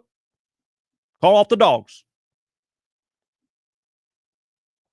Apparently, these documents were recently transmitted, unlike an STD, to the Senate Judiciary Committee in recent days and detail numerous instances of foreigners and even a U.S. defense contractor seeking to curry favor with the Clintons through donations to their family charity, which Hillary Clinton served as Secretary of State at the time. Officials said some of the evidence was flagged by whistleblowers who claimed that such evidence was kept from a corruption investigation that was being conducted in 2015 by the Little Rock, Arkansas U.S. Attorney's Office before it was shut down by the Obama administration's Justice Department. Hey, Barack, you think you can shut this thing down? They're doing this thing down here in Little Rock. They're looking into it. I don't think it's going to be good, Barack. Bill, I think we can do it. We'll do it. The documents will make clear that there was an effort to obstruct legitimate inquiries into the foundation by blocking real investigation by line-level FBI agents and DOJ field prosecutors and keeping them from following the money. Officials have been gathering this evidence for a few weeks and have dubbed the documents the Clinton corruption files. Bondi and Patel hope to make the documents public by as soon as the end of the week once they work through some issues protecting whistleblower identities. Okay, well, you definitely need to protect those whistleblowers because we know what happens when you cross a Clinton. You end up Clintoned. I'll tell you what, we need to get rid of that guy. He's talking too much. Make it look like a suicide. All right, so there you go. Always love a good Clinton story for the chance to bring out the Bill Clinton impression. Let's see what you are saying. Gaetano says, cash. Release the cash. That's right. Mostly Penny says, I've decided I want to run for political office, and I'm going to be the next big stock trader like Nancy. You can do it. I believe in you. You can do it. David Sling says, the money that is given for those big filing fees, they then turn around and take that money and advertise against you, right? Well, technically in the primary, the Republican Party is not supposed to pick a favorite and help them financially in the primary. So in the general, yes, they're going to do that. Yes. But not in the primary. They can't pick, they're not supposed to do that. And they don't, because all of it has to be disclosed financially. If they do, it's a violation. That would obviously become very Big deal. They will give money sometimes in a primary if the person is running unopposed, but usually not very much. So, but I think, the point of it is not necessarily to generate the money.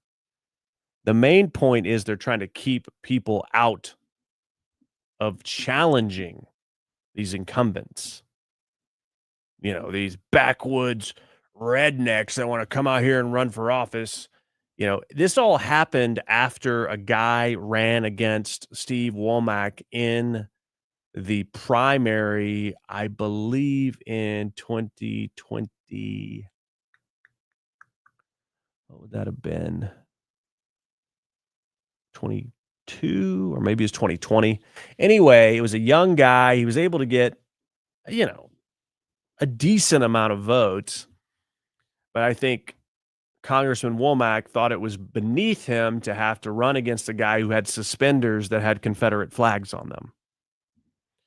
But the guy was able to garner a decent amount of votes. Well, it's going to make somebody think twice about throwing their hat in the ring when they have to pony up $30,000 for a congressional race. But it happened after that guy ran. That's when the prices went way up. And then it worked to an extent,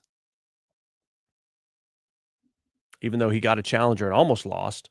But what I'm saying is, I guess the Republican Party of Arkansas liked it because they went ahead and then tacked on big fees to file for these other races as well. And it's not anywhere close to what other states are doing. I mean, that's what makes it look so bad. It's like, oh, Arkansas is on the forefront. They're trailblazers in so many ways. No, not really. But when it comes to high filing fees to run in the Republican Party, then yes, it is. Wow, it's weird. Arkansas picks and chooses awkward things, odd things to be trailblazers on. Basically, it's a way to silence we the people. But anyway, the money that's given is not really intended to be spent against primary opponents, but rather, I think, as a deterrent for people to throw their name in the ring on the race. It's a great question. Let's see. Gaetano is putting his money where his mouth is. He says, that's what I do. I'm a board member at the Westchester, New York Republican County Committee, New York 17, Lawler's District. I am the president of the NYS PAC and also run a community nonprofit. Gaetano he is the hands and feet out there. Well done, sir. Well done. I love it. Mostly Penny's on the jaded train today. I'm convinced that no matter what is found, nobody will be held accountable until a Democrat is in the White House again. Then God help everyone associated with or named Trump. Well, that's probably true. I don't know. I'm with you. I'm still holding out hope that there's going to be some accountability. I know the Epstein files took a lot out of the sales for a lot of people, but I'm hoping there's a good reason for that. But yeah, I'm with you. I'm cautiously optimistic, I would say. Bree says, have you ever thought about running for office? I have thought about it, and then I've thought better of it. No, I've been asked probably, 15 times in the last week if I'm going to run for the filing tomorrow. And I'll just tell you, I don't know. I'm going to leave it alone. A lot of people are wondering. I've gotten calls from elected officials saying, what are you doing? I did a little trolling, over the weekend and put it out there, implying that I was thinking about running because I kind of was. And I kind of am. Maybe I will, maybe I won't. But I put it out there to kind of stir the pot. I was doing a little bit of a Trump thing, let's put this out there, see what happens. Well, it definitely got some people's attention. But yes, I've thought about it. At the same time, I've thought against it because Well, one, it costs a ton of money just to get in the race. And I've been part of these races and I know what it takes. But also, we have to do what we're called to do. And I love the media. I love being part of the media. I love being part of the process. I love being, an observer of what's going on, a political junkie. I like delivering the news. I like delivering information and commentary. I like holding these people accountable. I think it's really hard once you get in the system not to become corrupted, at least to some level. I'm not saying it's not possible, but it is more probable. And I think I would find it really hard. I understand. I scratch your back, you scratch mine. That happens. That happens everywhere. It happens in business. It's just one of those things that happens relationally when you are involved in transactions and bills. And I mean, these are transactions to an extent. So I understand that that's just going to happen. I get it. And I'm not totally against that as long as you're not compromising your morals and your principles. So I get some of that. But there comes a point, the deeper you get in there, that people become so fearful of getting defeated and losing an election that they compromise their integrity. And I would just find it very difficult to not be authentic. If you watch the show, I say what I think about stuff, and sometimes I shouldn't. And sometimes I have to set the record straight on some subject because I want to make sure I'm clear about it, or I have to give my opinion on something because I don't stay silent on something because I'm like, well, I do have an opinion on it, and I do think this or that, right? And I feel like an obligation in my soul that I have to communicate it. I think I would have a really hard time in an elected official position having to be controlled in that way. And so I've thought about that, and I just thought, I think I would probably feel quite limited and would not be able to be genuine as I would like to be able to. And I think that might drive me crazy. I would love to make a difference. I would love to serve my country in that way. At this point, I do not know. I just do not know that that's in the plan. I don't know. I can't say. So I'm working many media angles right now. If those were 100% solidified and revenue generating, I would tell you there's no chance at all I'm running. And I say that because it's like, well, if one avenue's not coming together like you think it should, does that mean that's not what you should do? Those are the conversations that you have internally sometimes is, well, this isn't advancing like it should. Is that God telling me that I should be doing something else? So, I'm trying to be open to what he wants me to do. And if he wants you to do something, you almost can't stand to do anything else. So that's kind of where I'm coming from. That's a long explanation. David Sling says it sounds like the Matt Gaetz explanation. Yeah, that's probably what he experienced. Bree says, if you think the guy with suspenders is bad, the mayor of our little town is literally a stripper. Okay, so she says. All right. Okay, well, hey, Mayor, we need this street paved, and you just put a little dollar in her belt. That's what you're used to, right? I mean, this is how it works, right?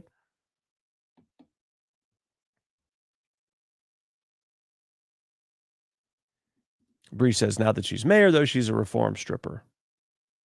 So she says. I'm a recovering stripper. David Sling says she's showing out for her constituents. There's too many jokes.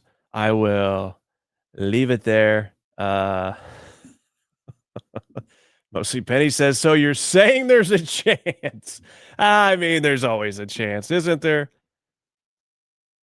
1 in a million. All right, let's talk about this. Antifa, outside of the TPUSA event last night at UC Berkeley, mocking Charlie's death, shouting, listen to this, shouting, F your dead homie. That's what they were saying. The faces of evil, although they are wearing masks, they are not so brave. People say, well, that's what ICE wears. ICE wears them to protect their own family because people have been doxing them for doing their job. Completely different thing.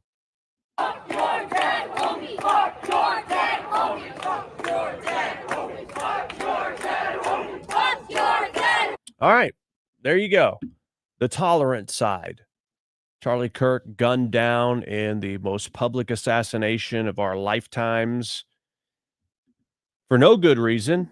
And people celebrated it online. And 2 months later, they're outside of an event saying, F your dead homie. Police had to be called in. There were some fights. Thankfully, nothing too serious. But the people that go and speak at these events, I mean, Rob Schneider was there. That Turek gentleman was there, Frank Turek. And I mean, these people are sort of risking their lives to an extent to go to these events and to speak at these events now. Why can't you just let the people have their event in peace, you fascists?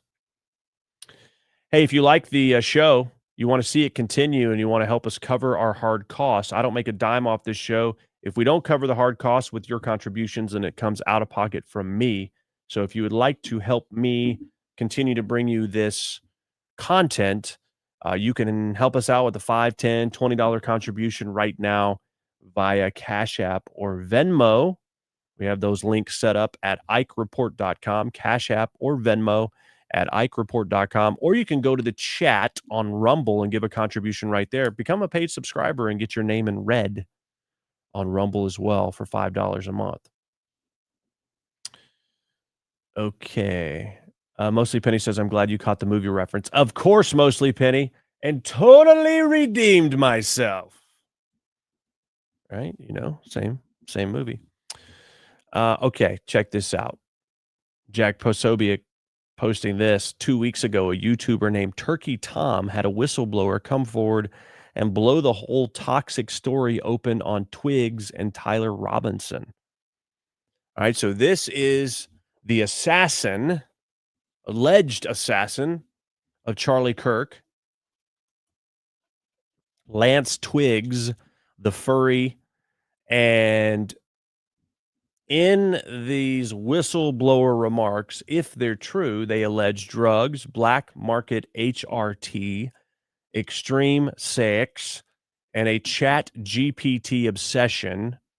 Some of the things spelled out in this video are crazy hoarding on the part of this Twigs. Say Tyler Robinson was actually pretty level-headed, but in the months prior to the assassination, they became more and more isolated. And the theory is, or at least one of the theories being thrown around, is that Tyler Robinson basically was driven crazy by having to take care of this Twigs guy who is he's totally crazy. And so anyway, I watched this whole thing. It's on Turkey Tom's YouTube channel, and it's very interesting.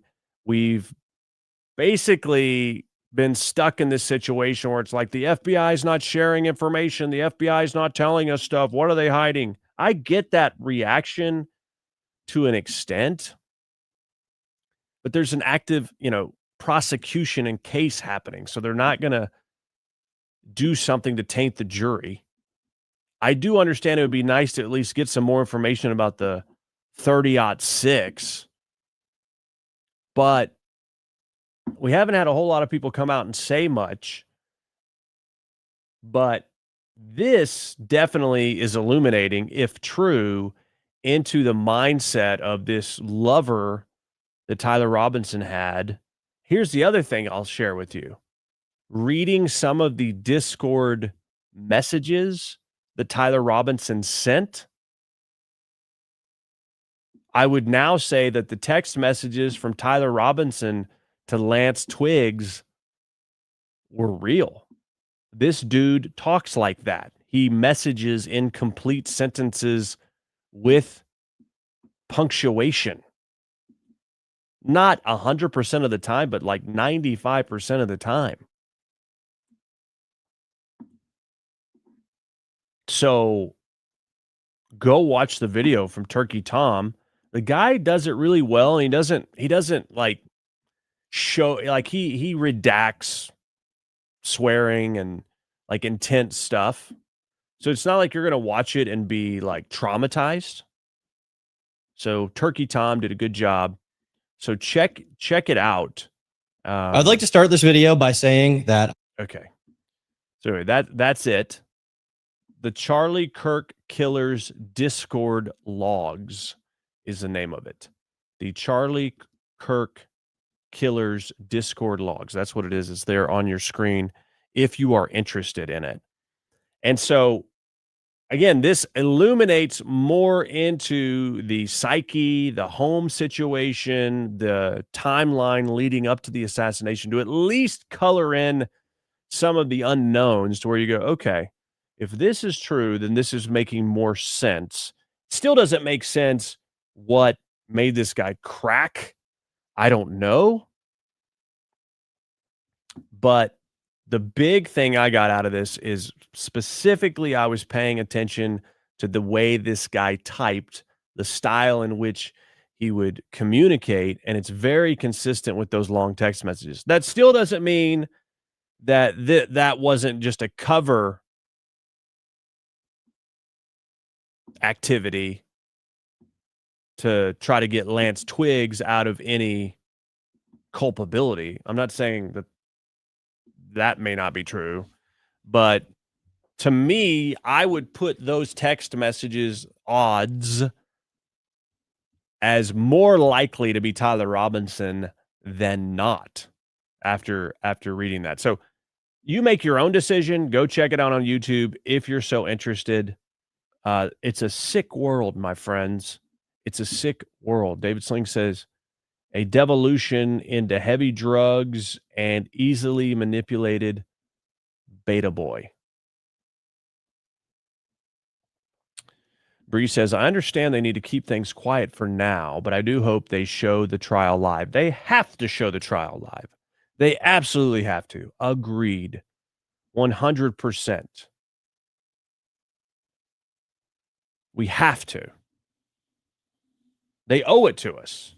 I mean, Erica Kirk said, my husband's life was in public. My husband was murdered in public. The way I grieve and our family grieves is all in public. You got to also put the trial in public so people come to understand exactly what happened. Gaetano points it out that we've never actually heard a thing about Thomas Crooks, the Butler assassin. Yeah. I don't know why that's not a big deal. Why aren't we hearing more about that? Now, when someone is killed or is dead after an assassination, you typically get all the information out there as soon as you possibly can. When someone is being prosecuted, which is pretty rare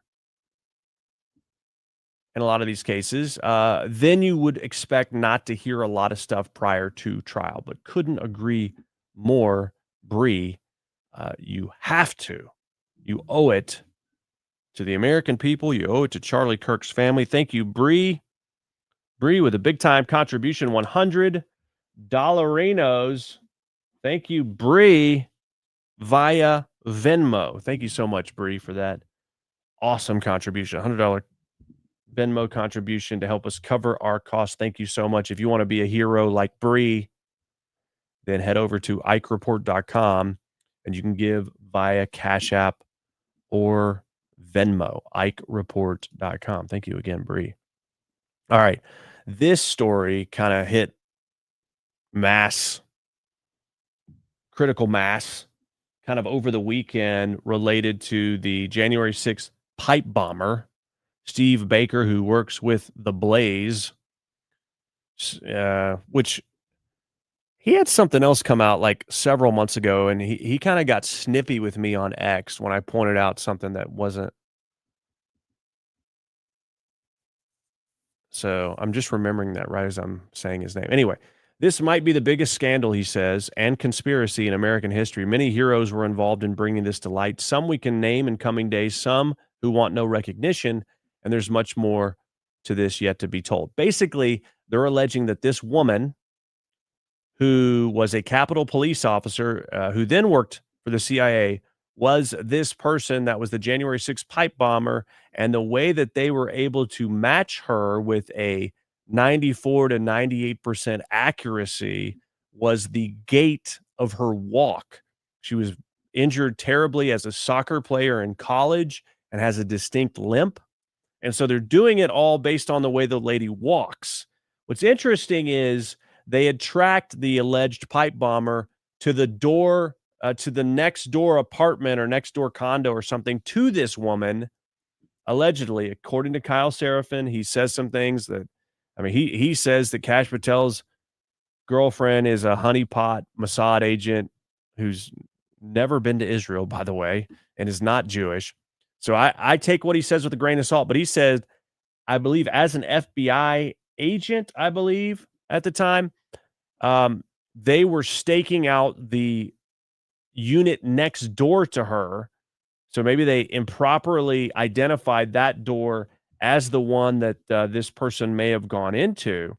He says that he requested to do a knock and talk where they went, door to door, knocking on doors and just asking questions. And his superiors told him to stand down. Okay. So there's some really odd things that are kind of coming together here. But again, it's based on a walk. So, but I mean, there are other details as well. But I've seen some people kind of walking this back a little bit today. So I'm not completely sure where it stands right now. This was last night on Rob Schmidt's show. Nearly 5 years ago, January 5, 2021, a hooded character planted bombs outside the DNC and RNC headquarters in Washington, D.C. Despite the most elaborate investigation in history into January 6, which was the next day, somehow, despite a $500,000 FBI reward, the Kabuki Theater manhunt for the pipe bomber went years unsolved. But that might be changing. Investigative journalist Steve Baker with Blaze Media claims a forensic analysis of a female former U.S. Capitol Police officer's gait is a 94 to 98% match of the unique stride of the long-sought J6 pipe bomb suspect, adding that this finding was confirmed by several high-level intelligence sources. A woman, a female Capitol Police officer. Baker says that female cop left the department in mid-2021, so just a few months later, for a security detail at the CIA. At this hour, no government agency has confirmed or denied this reporting. The FBI just telling us the investigation continues, not even touching our actual question about the specific officer. CIA called us back a number of times. They said they appreciated us reaching out, claimed they'd provide us with a statement. We have not gotten that yet. Capitol Police have not responded to us yet at all. Their former chief, though, is with us tonight. Stephen Sund was the Capitol Police chief on January 6, 2021, and it's good to have you on, sir. We're not naming this officer. We're not going to show her picture at this point. I want to start, though, with, do you believe that that is the person responsible for putting those two bombs down? Again, Rob, thank you very much for having me on. Sure. And I am very well aware of Steve Baker's report. I've read it. Steve Baker, Joe Hanneman put a lot of work into it. Again, I'm somebody that kind of works from facts, and that's kind of the way I've always been since January 6th, trying to put that out there. I would sure like to hear a statement, an official statement from one of the officials, either at FBI or DOJ. And I can tell you right now, nobody knows the impact that had on my safety and security on January 6th more than me. I know the resources I had to send to that. I know the impact it had to our overall security, and no one wants to see the pipe bomber identified more than I do. I'm just surprised that here we are 58 months later, and we still haven't gotten an official, some type of official acknowledgement or a suspect. Kash Patel's been in place over there for 8 of those 58 months. Yeah. They've got great technology. They've got great resources and great investigators. I certainly think they'd be able to solve this case. All right. So we'll sort of wait and see what happens there, but certainly it reignited the interest in that. Let's see here. Oh, for President Trump's attempt at getting his hush money case pushed into a federal court for appeal, it looks like that is going to happen. The argument, based on because they use presidential testimony or things that happened while he was president to make their case, it would make it a federal case. And so a second circuit court remands the federal hush money case in the stunning ruling for President Trump. And so guess what happens if it's a federal case? President Trump can just basically make it go away like it never happened. I tell you what, a couple years ago, you'd have never believed this would happen. The deck was stacked, wasn't it? The deck was stacked against him. All right, let's get some more of your comments in here. Ha ha ha.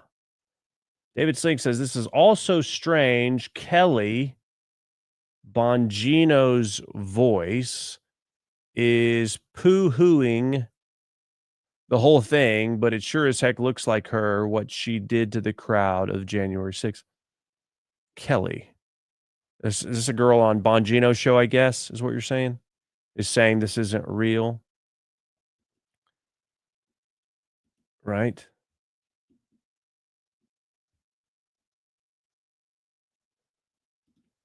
Pam is over on Facebook, says the story of the pipe bomber is cray-cray, and the amount of time Kamala hung out at the DNC office on that day. I know. The whole thing. It's like, that was weird.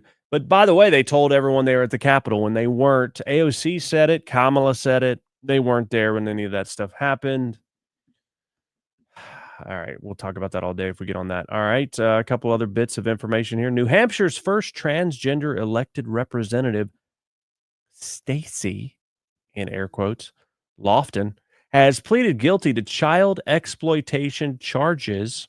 Stacy reportedly asked his partner, who worked in a daycare, to send him nude photos of kids. What a freak. What a freak. As Michael Knowles points out, it's always the ones you most expect, isn't it? I mean, you can't say you didn't see this coming, okay? I'm totally shocked. Oh, and there he is with what's his name? Fang's lover, Swalwell. Would you look at that? Anyway, what a freaking sicko. I mean, you could have guessed it when you hired that kind of person.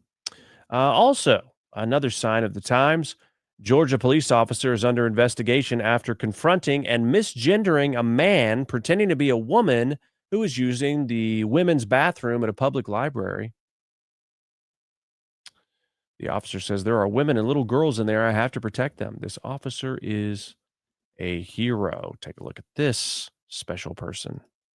The restroom, the women's restroom, like I have been for months, if not years, never had any issues. Sarah Swinson is a regular at the Tucker Reed Kofer Library. She says after she used the ladies' room on October 20th, a DeKalb police officer on hand for early voting confronted her. Quit calling these people her. This is ridiculous, especially these local news people. They're so woke.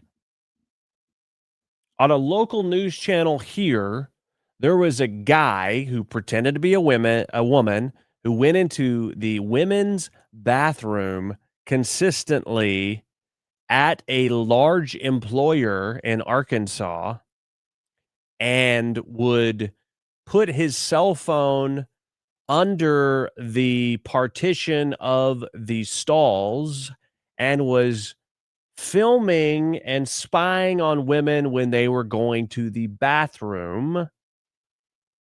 The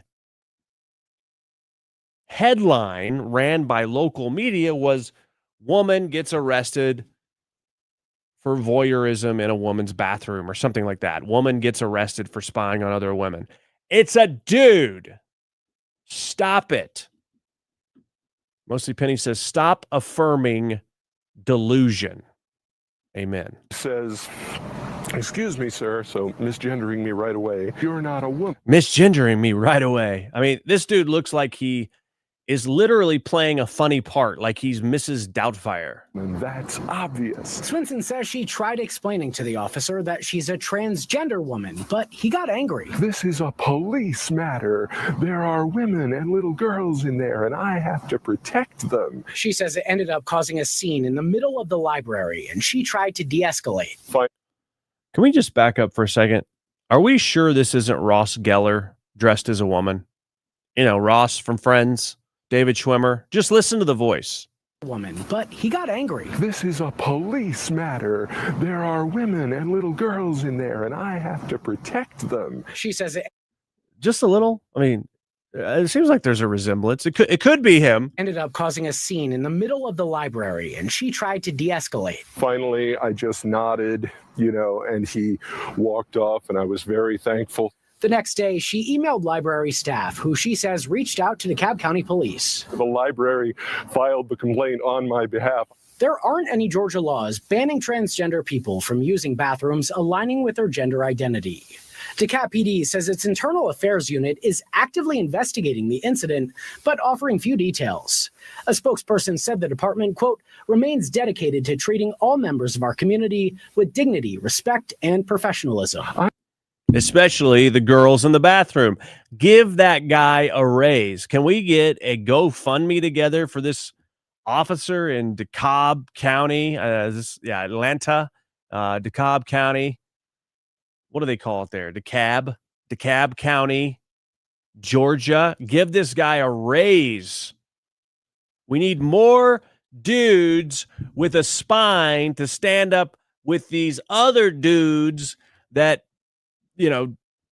don't. I mean, please, can we give this? We need to affirm our heroes. We need to affirm the backbones. We need to affirm the courage. We need to affirm the truth. We need to affirm that there are only two genders. That's what we need to do. We need to give an affirmation bonus. When you affirm the truth out there,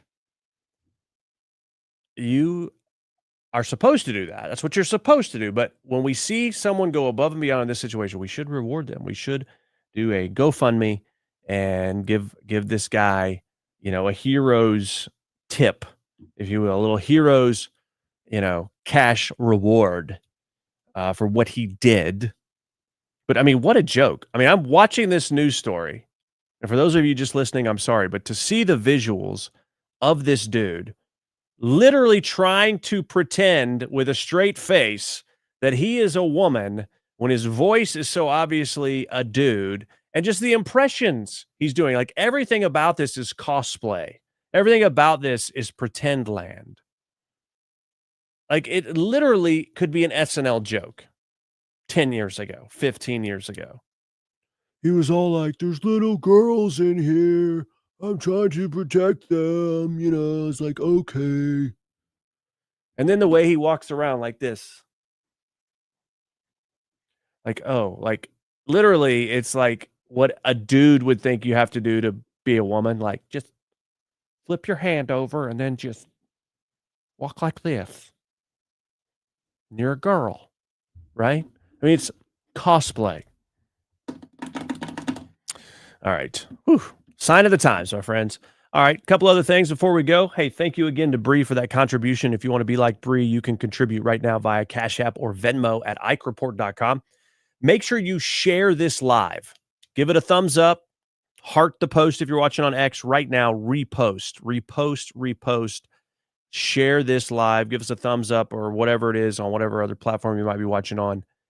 And help us right now before we're over today. Please do that. I see Nicholas in the chat on Instagram says, no way. Looks like Nicholas is gone. Nicholas, if you're watching this later, what was no way? Come back tomorrow and let me know what you mean. I think it might have had something to do with the Charlie Kirk assassination. Jimmy Kimmel, one of the most affected with Trump derangement syndrome, his wife and show producer, say they are losing relationships with their Trump voting family. These people are sad. Totally sad. Take a look. Thankfully, my immediate family, all they did not vote for Donald Trump. Okay. They did the first time, a few of them. We flipped them the second time. It's weird. When Donald Trump was first elected, I mean, literally think about what she's saying. Thankfully, my immediate family, didn't vote for him. Thankfully, my immediate family agrees with me. I mean, what arrogance. Thankfully, they agree with me, so I can still have a relationship with them. I was so upset. We all were. But I remember thinking, I understand it because I grew up in a very conservative Republican house. I mean, I bought my dad a Rush Limbaugh tie in high school. I voted Republican straight ticket, and that's what I was told to do. And then I left St. Louis, Missouri, and I met people from different backgrounds, and I started to understand indoctrination and different things and different needs and different people. And there's like a little bit of sympathy I have for people in my family that I feel are kind of being deliberately misinformed every day. And they're deliberately being misinformed every. I mean, there's not an ounce of masculinity in this whole board. I mean, Jimmy Kimmel is one of the dudes. I guess the rest of these people are women. But I mean, every one of these people sits down to pee every day, and they believe it. But it hurts me so much because of the personal relationship I now have, where my husband is out there fighting this man. And fighting this man? You're telling off-color jokes and lying about an assassin. To me, them voting for Trump is them not voting for my husband and me and our family. Who do you think you are? Who do you think you are? You think that it's a binary choice between you and your if somebody has a political opinion other than what your opinion is, then therefore they are against you. You're not running for office. And I unfortunately have kind of lost relationships with people in my family because of it. It's like this is not just Republican versus Democrat for me anymore. What this is people can't handle people that disagree with them. And the easiest thing they can do with their low emotional intelligence is to disown them then at that point.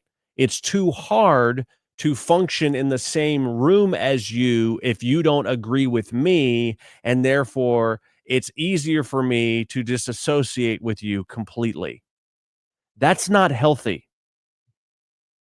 If someone is abusive and reckless and totally nasty to you and you say, I'm not going to subject myself to that abuse, that's one thing. But if you are literally disowning people because they have a different political opinion than you, that is not healthy.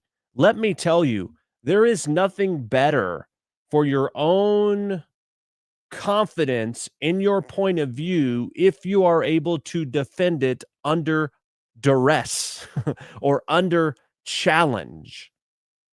If you're being challenged about it, then you have to know what you believe and you have to be able to defend it. And guess what? Maybe they bring up something you hadn't thought of and you do research and you discover something you didn't know. That can work both ways. That is called a discussion. That is called iron sharpening iron in a sense. That's healthy. If you're doing it in a respectful way to where you don't freaking hate each other afterward, I encourage it. Yes, it can be kind of annoying. Yes, it can take a lot out of you, but it is one of the best ways for you to solidify why you believe what you believe if you can defend it with information. But to literally put someone out of your house or to leave the, community you have with your own family because they don't believe what you believe, I think is a sign that you aren't really open to freedom of thought or discussion. Again, assuming her family's not abusive or yells at her or just totally nasty, that they just have a different point of view. If that's the case and she can't be around them, it just shows you she doesn't know how to defend her own point of view. It is, to me, it's family values. And it's really hard for me because I grew up believing in these Christian ideals of taking care of the sick and taking care of the poor. And I don't see that happening with this Republican Party. Sick and poor? What she's talking about is illegal immigrants who are killing and raping our people. How is that helping the sick and the poor, the people that can't defend themselves, the people that are victims? You talk about family values? Is chopping off the genitals of a child family values? See, I'm sure her family challenged her on this, and rather than deal with the truth, it's easier just to remove the thorn in your side, remove the truth from the equation, and then you can marinate in your own deception and delusion. And so I feel like I'm kind of in constant conflict and I'm angry all the time, which isn't healthy at all. You're angry all the time because people don't agree with you. That shows you are emotionally undeveloped.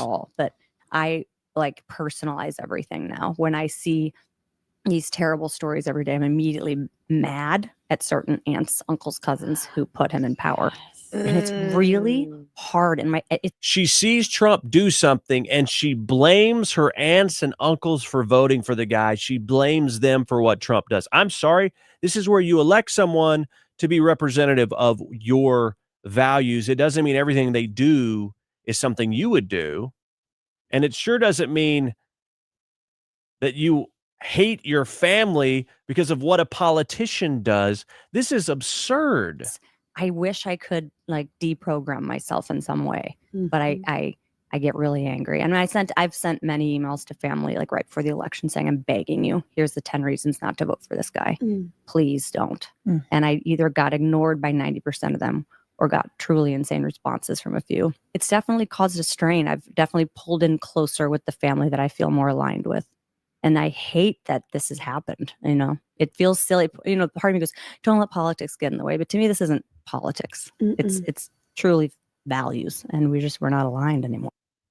Yeah, you're not aligned because you are liberally deranged. You're in all this trans stuff. You're in Hollywood. They live in Hollywood.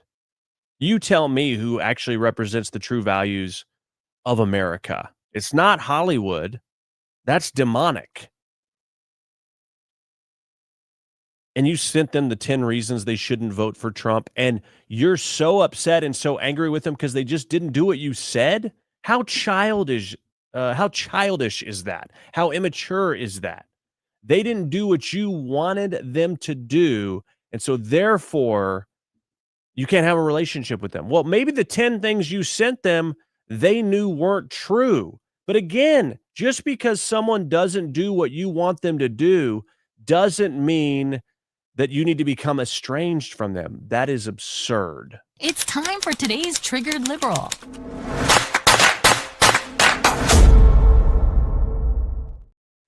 All right, you would think that clip was today's Triggered Liberal, but no, it's actually Keith Olbermann, the gift that keeps on giving when it comes to Triggered Liberals.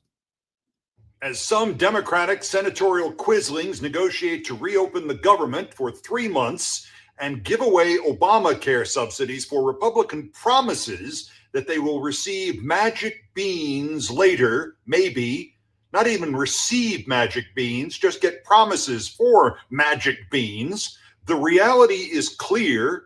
Trump's mind is gone. It's so bad even the Washington Post noticed. It's so bad even the Washington Post put it on their front page.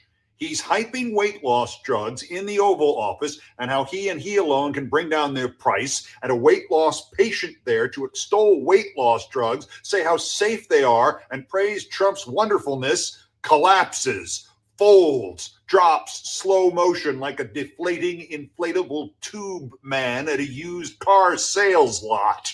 And Trump, whose mind is gone, not only doesn't help the guy on the floor, he's offended the guy upstaged him. And then Trump, whose mind is gone, falls asleep for the second time, or as the Washington Post put it, a closer look at Trump's apparent struggles to fight off sleep in the Oval Office. A Washington Post analysis of multiple video feeds found that the president spent nearly 20 minutes apparently battling to keep his eyes open. 815 words and 4 pictures, one of Trump, whose mind is gone, with one eye closed, another with one eye closed and 2 fingers rubbing the eye, one with both eyes closed, one where you can almost see the snoring. Even the Washington Post knows it. Trump's mind is gone. In the new Countdown podcast, wherever you podcast. What a psycho. Wow. Speaking of whose mind is gone, right? He's losing his mind over the Democrats folding, and he's saying these things about Trump. The guy fainted. He, had jet lag really bad, and it's not like that's never happened. And Trump did, go in that direction, but other people were helping him. But then later on, there was a photo where Trump turned back around and was looking at the media while it was going on, I think, trying to figure out what do we do about the media being in here, right? And then you talk about the sleep, the guy's falling asleep. I mean, he's 80 years old and he sleeps like 4 hours a day. He's always working. I don't know what he's talking about. I haven't seen it, but I know enough to know that if the dude was nodding off in a boring meeting, that could happen to any of us, but pretty much would happen to all of us if we were working 20 hours a day, nonstop, month after month after month, with no pay, by the way, that he donates back to charity. But Keith Olbermann could never fathom doing something like that. Instead, he has to rage bait people with 10% truth and 90% lie. But you can tell by looking at Keith Olbermann as he's gotten older, and the more he looks like Rosie O'Donnell, he's completely deranged, completely triggered, and totally sad. It's time for today's Triggered Liberal.